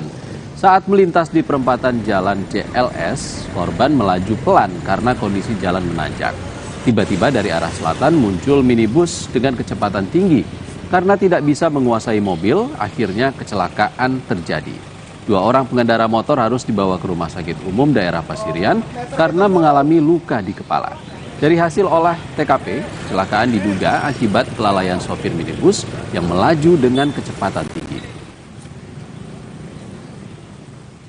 Ternyata ini dari pengendara R4 dari arah selatan ke utara mendahului kendaraan R2 juga. Kemudian setelah itu tepatnya di Simpang 4 Desa Pasirian muncul R2 yang arah ke timur. Kemudian terjadi benturan, diperkirakan untuk kendaraan yang R4 ini kecepatan tinggi. Sebuah bus damri mengalami kecelakaan tunggal di Jalan Desa Tonusu, Kecamatan Pamona, Pusulemba, Kabupaten Poso, Sulawesi Tengah. Bus mengangkut 24 orang dan 8 diantaranya mengalami luka berat. Lerapi di katulu kira itu no. Bus jurusan Poso Bada itu terguling di jalan turunan yang curam seusai berpapasan dengan truk pengangkut pasir. Korban luka kemudian dibawa ke RSUD Poso dan Rumah Sakit Sinar Kasih Tentena. Polres Poso menyelidiki penyebab kecelakaan serta meminta keterangan dari penumpang dan juga sopir. Foto yang punya nomornya dan Ramil Bada. Dari arah Badat turun ke arah Tentena mengalami kecelakaan lantas. Untuk penyebabnya masih kami lakukan penyidikan dan penyelidikan. Namun untuk penanganan awal memang dilakukan oleh unit Lantas Polsek. Untuk penanganan awal, untuk korban semuanya sudah dievakuasi ke Rumah Sakit Tentena dan kami dari Polres sudah menurunkan tim unit laka yang dipimpin oleh KPO Lantas untuk melakukan penyelidikan dan pendalaman. Tetap di Sapa Indonesia Siang, saudara. Usai jeda kami kembali dengan informasi jemaah An-Nazir di Goa, Sulawesi Selatan yang hari ini telah melaksanakan sholat Idul Fitri.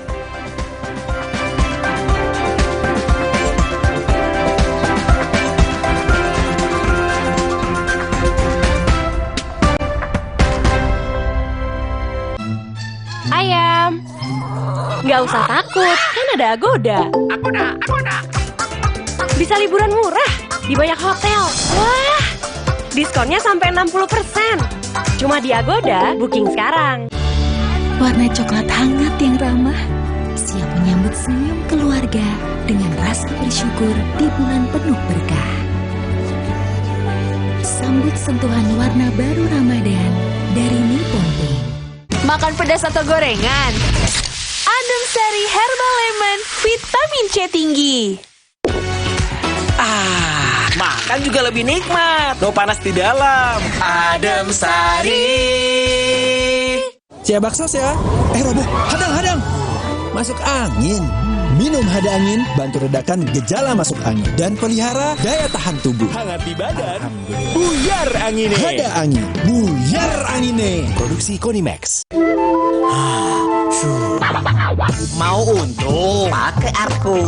Tinggal sorong. Lebih kuat, desain inovatif, teknologi Jepang. Arko merah cocok untuk angkut apa saja. Lebih landai, gampang nuangnya. Arko jumbo paling gede, enteng, hemat tenaga. Arko banana green lebih slim, sempit nggak masalah. Mau untung? Pakai Arko. Tinggal sorong. Supaya badan kuat selama puasa, gimana ya? Minum susu steril 7 kurma. Betul, karena kurma kaya antioksidan. Plus susu steril, double khasiat. Enak. Badan segar. Susu steril 7 kurma, double khasiatnya. Ayam, nggak usah takut, kan ada Agoda. Bisa liburan murah di banyak hotel. Wah, diskonnya sampai 60%. Cuma di Agoda, booking sekarang. Terasa gigi ngilu kalau minum dingin. Terus kondisi gigi sensitif. Jika dibiarkan lebih lama, ada kemungkinan untuk memburuk. Sensodyne memberikan perlindungan hingga 24 jam. Saya merekomendasikan Sensodyne untuk perawatan gigi ngilu. Ayam, nggak usah takut, kan ada Agoda. Bisa liburan murah di banyak hotel. Wah, diskonnya sampai 60%. Cuma di Agoda, booking sekarang. Supaya badan kuat selama puasa, gimana ya? Minum susu steril 7 kurma. Betul, karena kurma kaya antioksidan. Plus susu steril, double khasiat. Enak. Badan segar. Susu steril 7 kurma, double khasiatnya. Sakit kepala? Minum Paramex. Gue. Andalan nih. Paramex cepat kerjanya, gak pakai lama. Cepat redakan sakit kepala, aman sesuai dosis anjuran untuk redakan nyeri. Sakit kepala, Paramex obatnya. Produksi Konimax. Kalau sakit hati, Aduh, Nyeri otot. Segera minum Paramex nyeri otot. Redakan nyeri otot, sendi, dan pegal linu. nyeri otot, Paramex nyeri otot. Produksi Konimax. Siap baksos ya. Robo, hadang. Masuk angin. Minum Hada Angin, bantu redakan gejala masuk angin dan pelihara daya tahan tubuh. Hangat di badan. Buyar angine. Hada Angin, buyar angine. Produksi Konimax. Ayam. Nggak usah takut, kan ada Agoda. Agoda. Bisa liburan murah di banyak hotel. Wah, diskonnya sampai 60%. Cuma di Agoda, booking sekarang. Ibu memang selalu ingin yang terbaik buat aku.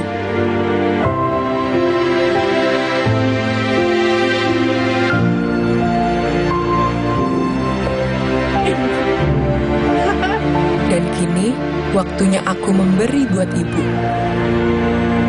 Karena ibu berkah terbesarku.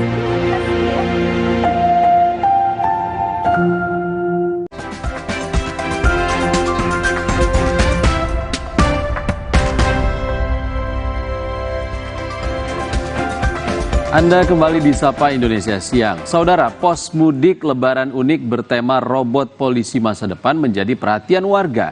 Berlokasi di jantung kota Purwodadi, Grobogan, Jawa Tengah, posko mudik ini sontak jadi magnet memikat anak-anak pengendara yang melintas. Pos pelayanan mudik lebaran Simpang 5 Purwodadi, Grobogan, Jawa Tengah sontak menjadi perhatian warga. Bertemakan robot polisi masa depan, nuansa canggih meliputi seluruh bentuk pos pelayanan mudik lebaran ini. Yang menjadi daya tarik bagi anak-anak ialah hadirnya robot polisi. Tampil langsung menyapa pengguna di jalan, tak sedikit para pengendara menyambangi posko mudik untuk hanya bersuah foto. Keren. Ada apa ini Pak, robot? Ini robot keren ini, anak-anak suka ini. Anak-anak pada suka ini. Oh ini tadi memang sengaja dari rumah mau ngabuburit? Ya, memang tiap sore ini ngajak jalan-jalan anak-anak. Keren banget, Polres Grobogan inovatif sekali ya. Ada ini jadi anak-anak bisa lebih semangat untuk belajar. Iya, dengan begitu anak-anak bisa lebih belajar tentang kepolisian sejak dini. Ya. Tadi anaknya sempat diajak main dengan robot. Iya, anak saya senang banget ketemu robotnya. Katanya robotnya keren ya, Dek ya. Keren nggak, Dek? Bukan hanya tema robot polisi yang jadi daya tarik, akan tetapi juga disediakan museum mini berisi peralatan lalu lintas. Diharapkan dengan adanya posko mudik ini, pemudik yang melintas bisa beristirahat sembari mengajak sang buah hati bermain dan belajar. Kenapa kita buat ide yang menarik buat anak-anak? Karena ternyata memang kegiatan-kegiatan masyarakat di sekitar sini itu banyak menyita ibu-ibu dan anak-anak. Karena anak-anak memang kesukaannya mereka suka melihat seperti robot-robot, kemudian mainan-mainan anak-anak, supaya mereka lebih senang untuk datang ke pos kita, sehingga kita bisa memberikan edukasi juga kepada mereka apabila membutuhkan informasi-informasi yang lain. Bagi para pemudik yang melintas di kota Purwodadi bisa istirahat dan mencari informasi seputar arus mudik, sekaligus dapat mengajak anak Anda bermain dan belajar. Rifai Handoko, Kompas TV, Grobogan, Jawa Tengah. Masih dari Grobogan, saudara, puluhan anak yatim piatu di Grobogan, Jawa Tengah diajak berbelanja baju lebaran oleh para personel Polres Grobogan. Selain dipersilakan memilih sendiri pakaian yang mereka suka, anak-anak juga menerima bingkisan dan merasakan kebahagiaan saat merayakan lebaran. Jelang Idul Fitri, para personel Polres Grobogan disibukkan dengan pengamanan perjalanan mudik warga. Meski demikian, mereka masih menyempatkan diri mengukir bahagia di wajah puluhan anak yatim. Sebanyak 25 anak yatim dibawa ke sebuah pusat perbelanjaan membeli baju baru untuk lebaran. Para perwira dan ibu-ibu anggota Bayangkari mendampingi anak-anak berkeliling dan memilih baju yang mereka suka. Tidak hanya dibelikan baju lebaran, anak-anak juga mendapat bingkisan dan uang saku. Semua perhatian dan kepedulian ini diharapkan membuat anak-anak merasakan kebahagiaan lebaran. Kita mengajak anak-anak kita, anak-anak yatim untuk berbelanja baju lebaran. Ini memberikan apresiasi, kita memberikan apresiasi kepada anak-anak kita karena mereka sebagian besar sudah berlatih untuk berpuasa. Ini apresiasi buat mereka yang sudah berlatih untuk berpuasa di usia dini. Mudah-mudahan mereka nanti ke depan menjadi pribadi-pribadi yang lebih baik lagi. Kita ajak mereka supaya mereka juga turut merasakan kebahagiaan Idul Fitri seperti teman-temannya yang lain. Kepedulian terhadap anak yatim piatu sudah dilakukan jajaran Polres Grobogan sejak Lebaran tahun lalu. Kegiatan semacam ini diharapkan bisa diduplikasi oleh warga lain agar makin banyak anak yatim piatu yang membawa kebahagiaan Lebaran hingga dewasa kelak.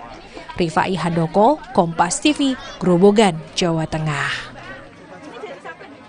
Saudara, meski pemerintah belum menetapkan jatuhnya 1 Syawal untuk penentuan Idul Fitri 1445 Hijriah, namun jemaah An-Nazir di Goa, Sulawesi Selatan hari ini telah melaksanakan sholat Idul Fitri. Sholat Idul Fitri jemaah An-Nazir dilakukan berdasarkan hasil pengamatan bulan serta lebih awal dari pelaksanaan sholat Id pemerintah.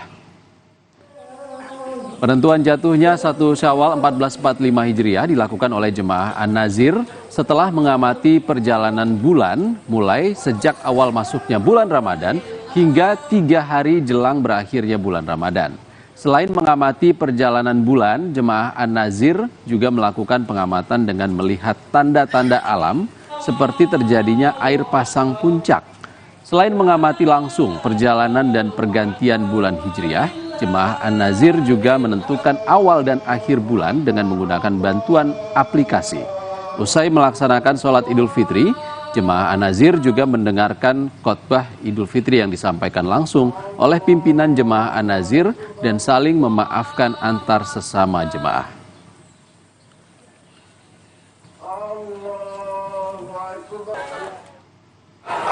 Itu dimulai tadi malam itu kan untuk waktu Indonesia Tengah ya, itu sekitar jam 2 itu bersamaan dengan terjadinya gerhana matahari total di benua Amerika sana.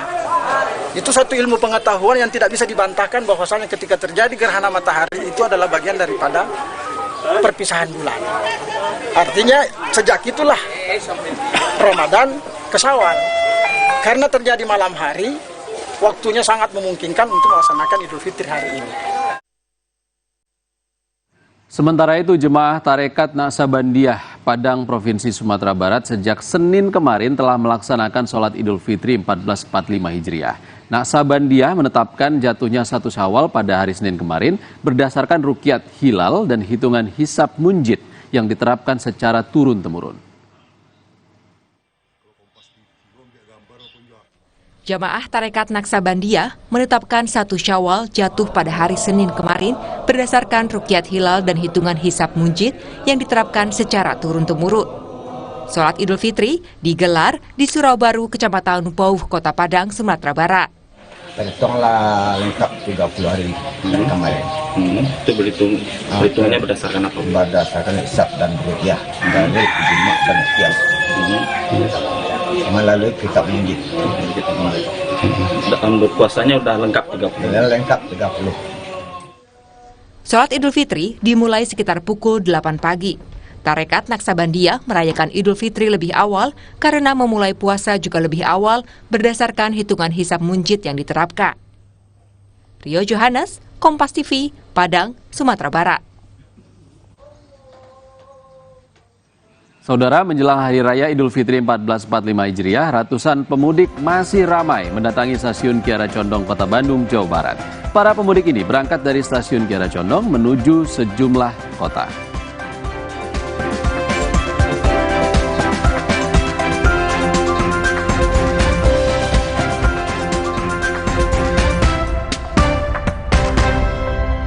Supaya badan kuat selama puasa, gimana ya? Minum susu steril 7 kurma. Betul, karena kurma kaya antioksidan. Plus susu steril, double khasiat.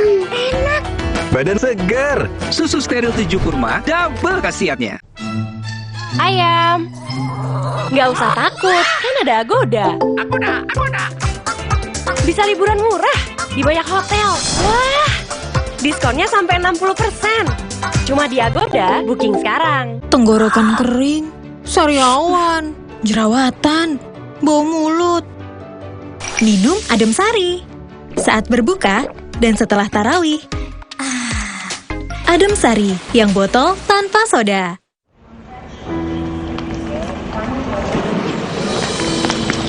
Mendadak mudik pas lebaran sampai keringetan. Aqua dulu. Indahnya silaturahmi bikin haru. Tenangkan diri dan Aqua dulu. Datang dari 19 gunung terpilih, disaring lapisan bebatuan, kaya akan mineral alami. Aqua, 100% murni di bulan yang suci. Damainya warna biru bahari yang mengiringi senyum saat berpelukan di momen indahnya tali silaturahmi. Sambut sentilan warna baru Ramadan dari Nippon. Kebaikan sederhana itu sangat berarti. Ditemani Indomie goreng kebuli baru yang kaya rasa, bikin lebaran makin terasa. Terasa gigi ngilu kalau minum dingin, terus kondisi gigi sensitif. Jika dibiarkan lebih lama, ada kemungkinan untuk memburuk. Sensodyne memberikan perlindungan hingga 24 jam. Saya merekomendasikan Sensodyne untuk perawatan gigi ngilu. Ayam, nggak usah takut, kan ada Agoda. Agoda. Bisa liburan murah di banyak hotel. Wah, diskonnya sampai 60%. Cuma di Agoda, booking sekarang. Raih kemuliaan, sambut kemenangan, nikmati perjalanan visual yang dramatis saat Anda menyimak berbagai fakta dan kisah unik yang tak pernah tersebar sebelumnya tentang situs suci kiblat pertama umat Islam dari orang-orang yang mengabdikan diri di Masjidil Aqsa, Palestina.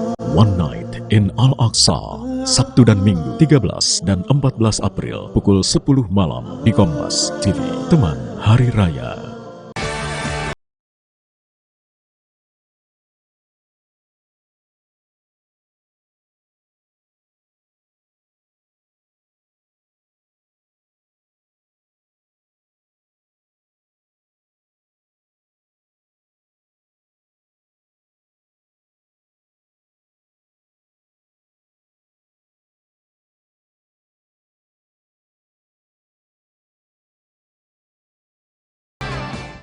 Rayakan Idul Fitri bersama program istimewa Kompas TV. Siap-siap terpingkal-pingkal oleh ulah mereka yang iseng, jahil, kreatif, dan penuh kejutan.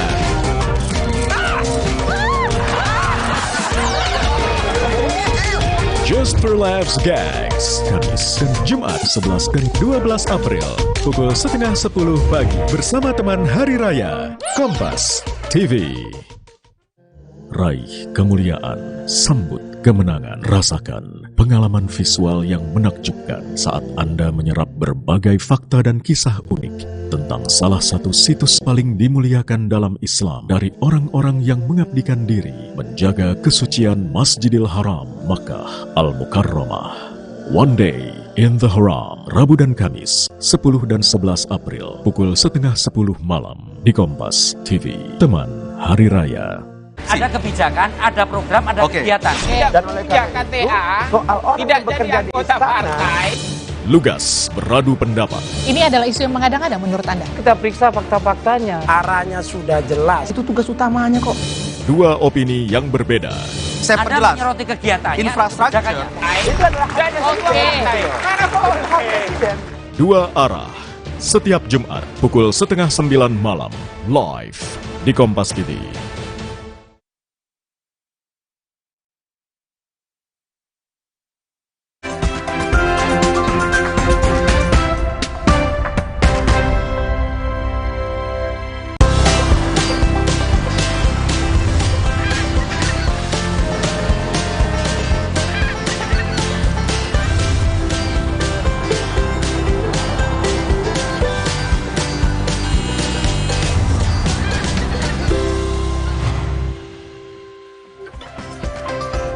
Jelang Idul Fitri, Terminal Terpadu Pulau Gebang, Cakung, Jakarta Timur masih memberangkatkan pemudik ke sejumlah daerah di Jawa. Jumlah pemudik berkurang karena puncak arus mudik sudah terlewati.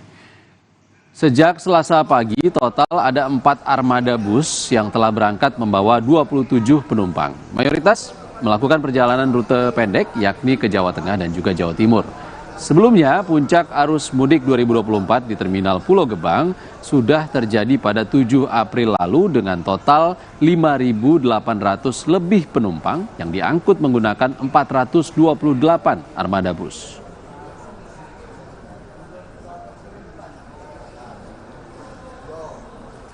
Menjelang Hari Raya Idul Fitri 1445 Hijriah, ratusan pemudik masih ramai mendatangi stasiun Kiara Condong, Kota Bandung, Jawa Barat. Para pemudik ini berangkat dari stasiun Kiara Condong menuju sejumlah kota di Jawa Tengah, Yogyakarta, maupun juga Jawa Timur. Dalam satu hari, PT KAI Daop 2 Bandung memberangkatkan 5.906 penumpang dari stasiun Kiara Condong. Diperkirakan kepadatan penumpang akan terus terjadi di stasiun Kiara Condong hingga hari kedua setelah Lebaran. Penumpang kereta api yang berangkat dari stasiun ini telah memesan tiket mudik sejak 1 hingga 2 bulan lalu.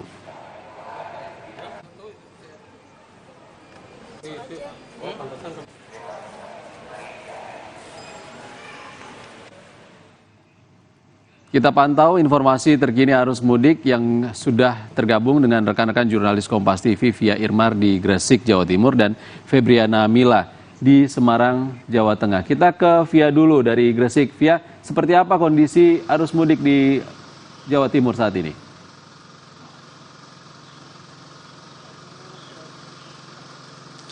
Baik, selamat siang Iksan dan juga saudara. Kondisi arus mudik di Jawa Timur sendiri sampai hari ini masih lancar, tidak terjadi kemacetan, terutama di titik-titik rawan kemacetan yang memang beberapa waktu lalu sudah dipetakan oleh Polda Jawa Timur. Ada sekitar 54 titik rawan macet yang ada di Jawa Timur kalau berdasarkan pemetaan yang dilakukan oleh Polda Jawa Timur, terutama jalan-jalan yang arah menuju ke pelabuhan, seperti salah satunya yaitu jalan menuju ke arah Pelabuhan Ketapang di Banyuwangi, Jawa Timur. Kalau kita melihat arus mudik Lebaran tahun 2023 yang lalu sempat terjadi kemacetan di sepanjang jalan menuju ke arah Pelabuhan Ketapang, namun pada hari ini semuanya berjalan dengan lancar dan ada pun langkah-langkah antisipasi yang nantinya akan dilakukan oleh polisi di sekitar Pelabuhan Ketapang, Banyuwangi jika nantinya terjadi kemacetan atau penumpukan kendaraan yang akan melakukan perjalanan mudik menuju ke luar Jawa Timur ataupun yang juga masuk ke Jawa Timur. Polisi akan menerapkan sistem one way atau satu jalur untuk mengurai kemacetan yang kalau misalnya terjadi menuju ke arah Pelabuhan Ketapang. Berdasarkan data yang kami terima bahwa untuk jumlah kendaraan yang masuk ataupun juga keluar dari Jawa Timur melalui Pelabuhan Ketapang yang ada di Banyuwangi sendiri, untuk yang masuk ini ada sekitar lebih dari 195.000 kendaraan. Sementara untuk yang keluar dari Pelabuhan Ketapang ada sekitar lebih dari 90.000.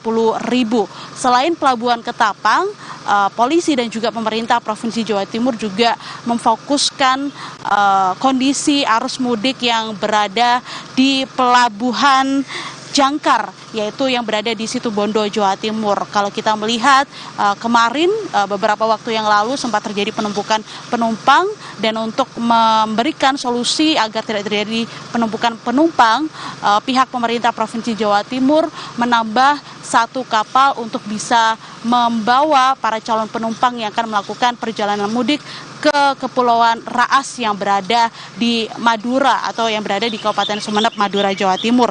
Dari data calon penumpang atau pemudik yang melakukan perjalanan mudik melalui Pelabuhan Jangkar ini ada sekitar 1.411 penumpang yang masuk ke Jawa Timur, sementara untuk yang keluar dari Jawa Timur melalui pelabuhan tersebut yaitu ada sekitar lebih dari 1.000 penumpang.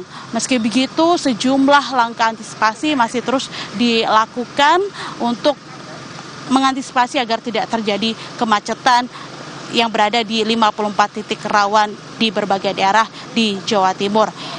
Ihsan dan juga saudara, selain itu ada kalau kita berbicara tentang jumlah kendaraan yang masuk maupun juga keluar dari Jawa Timur selama arus mudik Lebaran hingga saat ini dari data pemerintah Provinsi Jawa Timur dan juga tinjauan yang sudah dilakukan beberapa waktu yang lalu, ini ada sekitar lebih dari 50.000 kendaraan yang keluar dari Jawa Timur untuk melakukan perjalanan mudik. Iksan. Via, salah satu tujuan utama di Jawa Timur adalah Stasiun Gubeng Surabaya. Seperti apa kondisinya hari ini?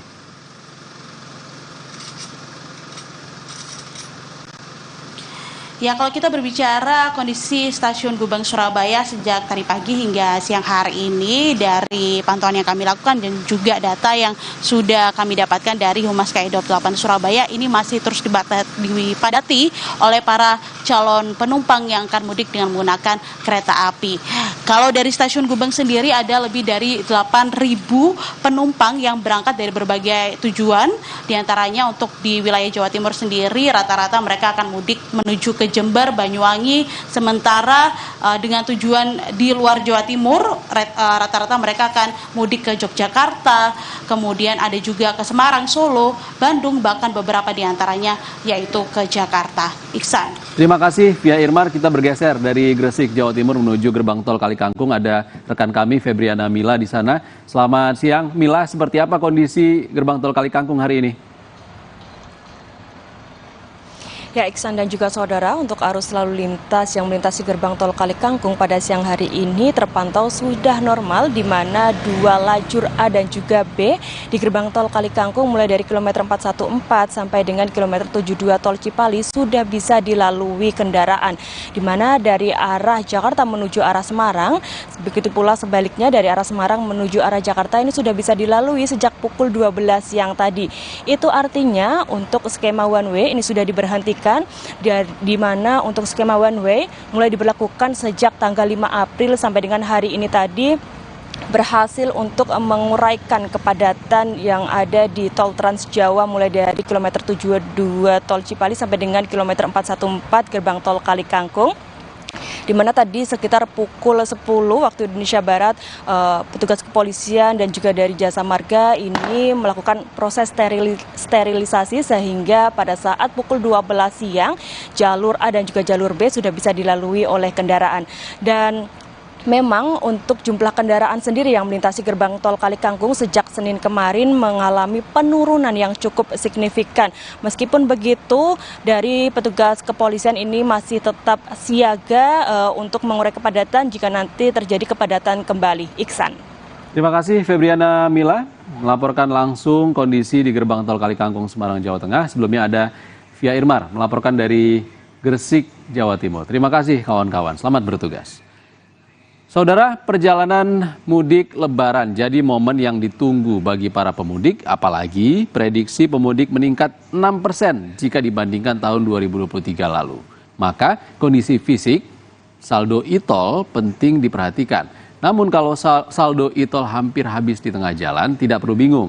Ada lokasi pengisian saldo e-tol di rest area kilometer 57. Berikut laporan jurnalis Kompas TV Gracia Adur dan juru kamera Julian Fernando di rest area kilometer 57 Karawang, Jawa Barat. Menurut pantauan kami di kilometer 57 ini aktivitas pengendara atau pemudik ini ramai lancar, kecepatan pengendara sekitar 50 hingga 60 km per jam. Sudah 5 hari saya di sini, untuk kemacetan dan kepadatan ini sifatnya situasional karena beberapa pengendara ini keluar rumah ini di jam-jam tertentu, biasanya terjadi setelah sahur atau sekitar pukul 7 pagi waktu Indonesia Barat. Nah, bagi Anda yang saat ini sedang melakukan perjalanan mudik, ada beberapa hal yang perlu diperhatikan. Selain fisik ataupun kondisi kendaraan Anda ini juga harus prima, dan juga Anda yang berkendara ini juga harus fit atau sehat seperti itu.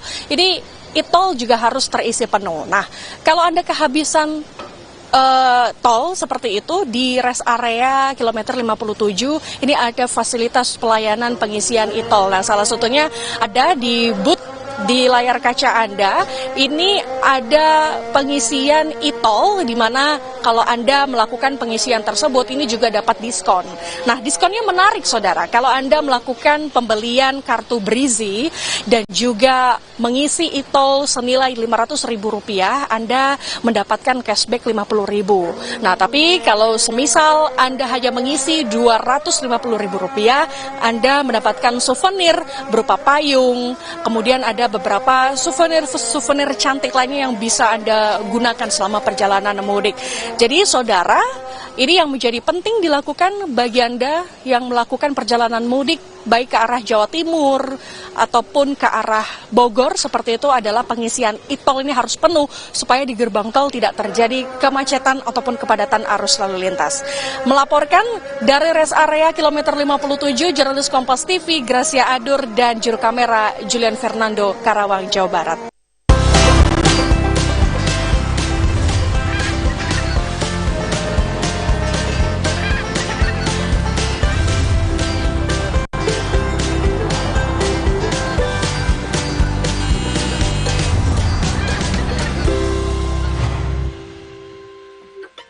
Usai jeda di Sapa Indonesia Siang, saudara, ada kabar berkah bulan Ramadan yang membuat pengusaha asal Klaten raup untung dari permintaan yang tinggi dari kue kering dan coklat karakter.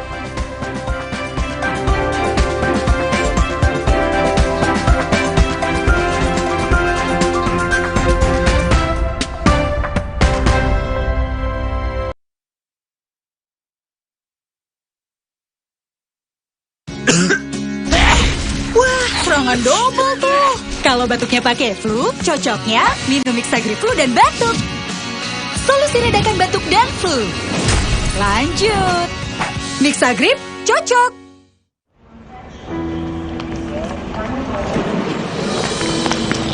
Mendadak mudik pas lebaran sampai keringetan. Aqua dulu. Indahnya silaturahmi bikin haru. Tenangkan diri dan aqua dulu. Datang dari 19 gunung terpilih, disaring lapisan bebatuan, kaya akan mineral alami. Aqua, 100% murni di bulan yang suci. Makan pedas atau gorengan? Adem Sari Herbal Lemon, vitamin C tinggi. Makan juga lebih nikmat. No panas di dalam. Adem Sari. Mau nabung pakai Brimo, investasi pakai Brimo, asuransi pakai Brimo, Brimo mudah serba bisa. Mau top up pakai Brimo, mau belanja pakai Brimo, mau streaming hingga healing, mau pakai Brimo, Brimo mudah serba bisa. Nyau nyau nyau pakai Brimo. Mudah dan serba bisa. Pakai Brimo. Ayo, download sekarang. Brimo. Aku selalu memberikan yang terbaik untuk keluarga. Sama halnya aku memilih perawatan kulitku harus yang aman dan terpercaya. Aku selalu mempercayakan perawatan skincareku pada MS Glow. MS Glow dengan kandungan white cell DNA 6,67 kali lebih efektif melalui uji dermatologi, BPOM, halal, dan aman. Tak ada alasan lagi untuk ragu memberikan yang terbaik untuk kulitmu. MS Glow aman dan terpercaya. Aman dan terpercaya.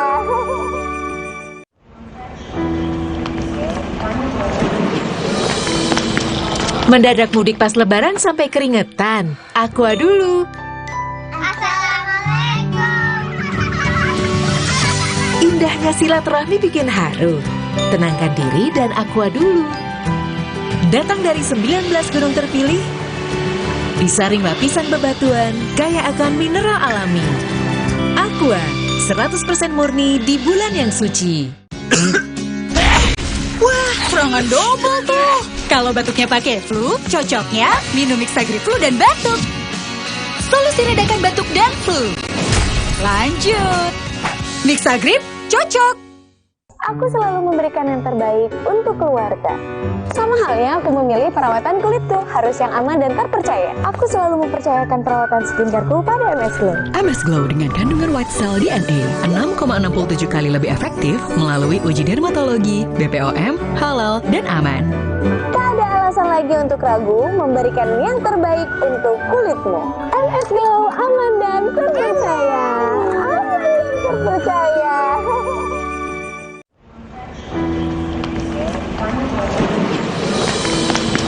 Mendadak mudik pas lebaran sampai keringetan. Aqua dulu.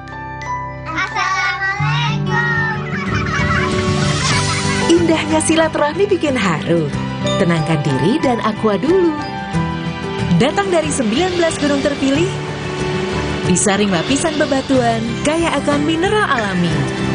Aqua, 100% murni di bulan yang suci. Mau nabung pakai Brimo, investasi pakai Brimo, asuransi pakai Brimo, Brimo mudah serba bisa. Mau top up pakai Brimo, mau belanja pakai Brimo, mau streaming hingga billing, mau pakai Brimo, Brimo mudah serba bisa. Dan serba bisa pakai Brimo. Ayo, download sekarang. Brimo.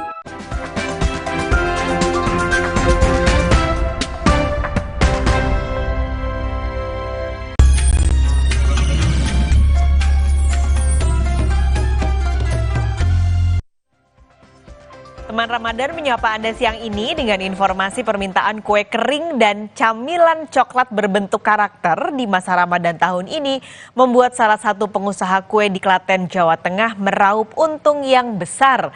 Berkah ini karena permintaan yang tinggi hingga sang pengusaha harus menambah karyawan untuk menyelesaikan pesanannya.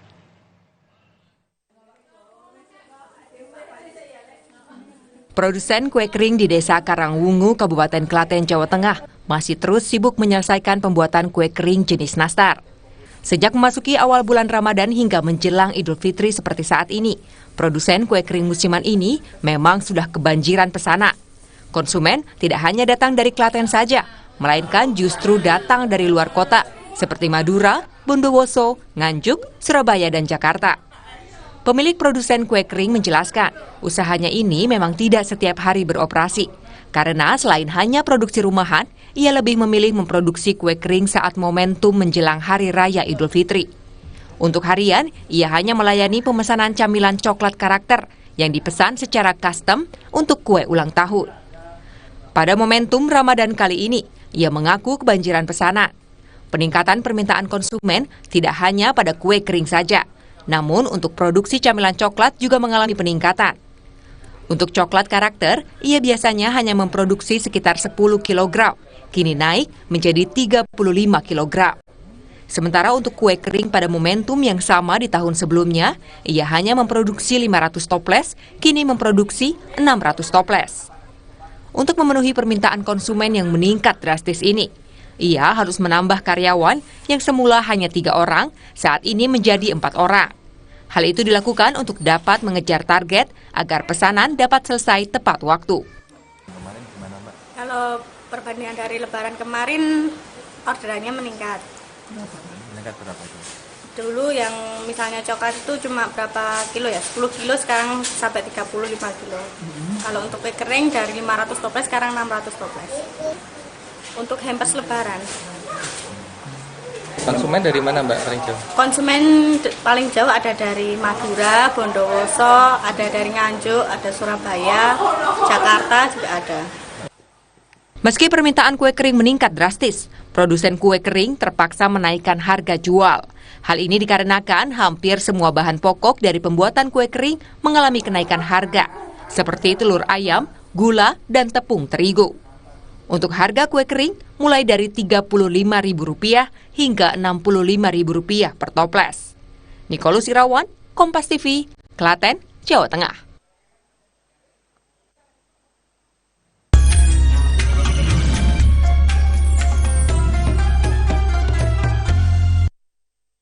Kami punya informasi menarik lain di Sapa Indonesia Siang, Saudara. Ditinggal mudik keluar kota, rumah anggota TNI dan Hakim Pengadilan Negeri Palembang disatroni maling. Sejumlah barang berharga milik korban raib dibawa kabur.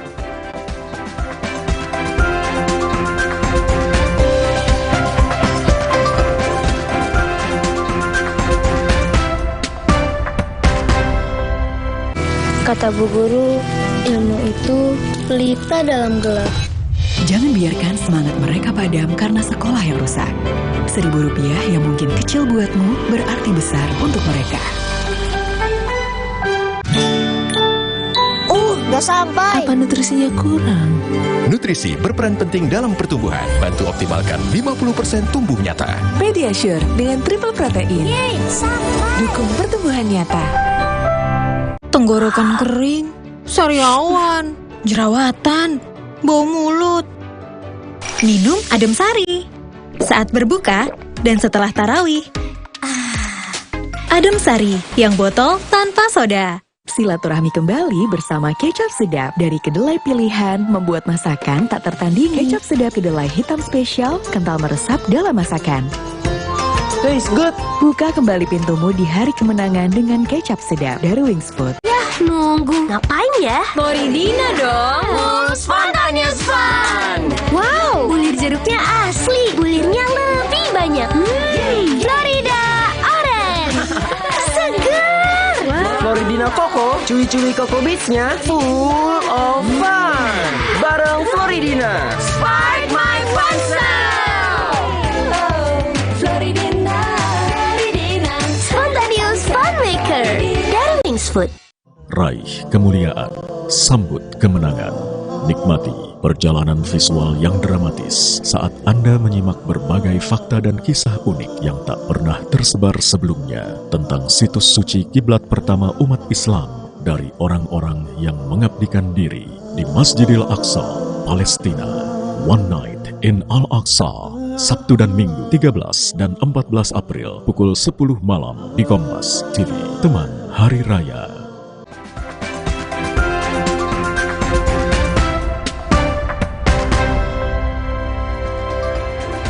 Ditinggal mudik ke luar kota, rumah anggota TNI dan Hakim Pengadilan Negeri Palembang disatroni maling. Sejumlah barang berharga milik korban raib dibawa kabur. Ditinggal mudik lebaran ke luar kota, rumah pribadi milik anggota TNI yang berada di Jalan Sukawinatan, Kecamatan Sukarami, Kota Palembang disatroni maling. Sejumlah perhiasan, jam tangan mewah hingga kain songket yang bernilai jutaan rupiah raib dibawa kabur oleh pelaku. Pelaku pencurian masuk ke rumah dengan merusak rantai dan kunci gembok pagar, lalu merusak pintu menggunakan alat yang disiapkan. Sejumlah saksi telah dimintai keterangan. Pencurian ini pun dalam penanganan Polrestabes Palembang.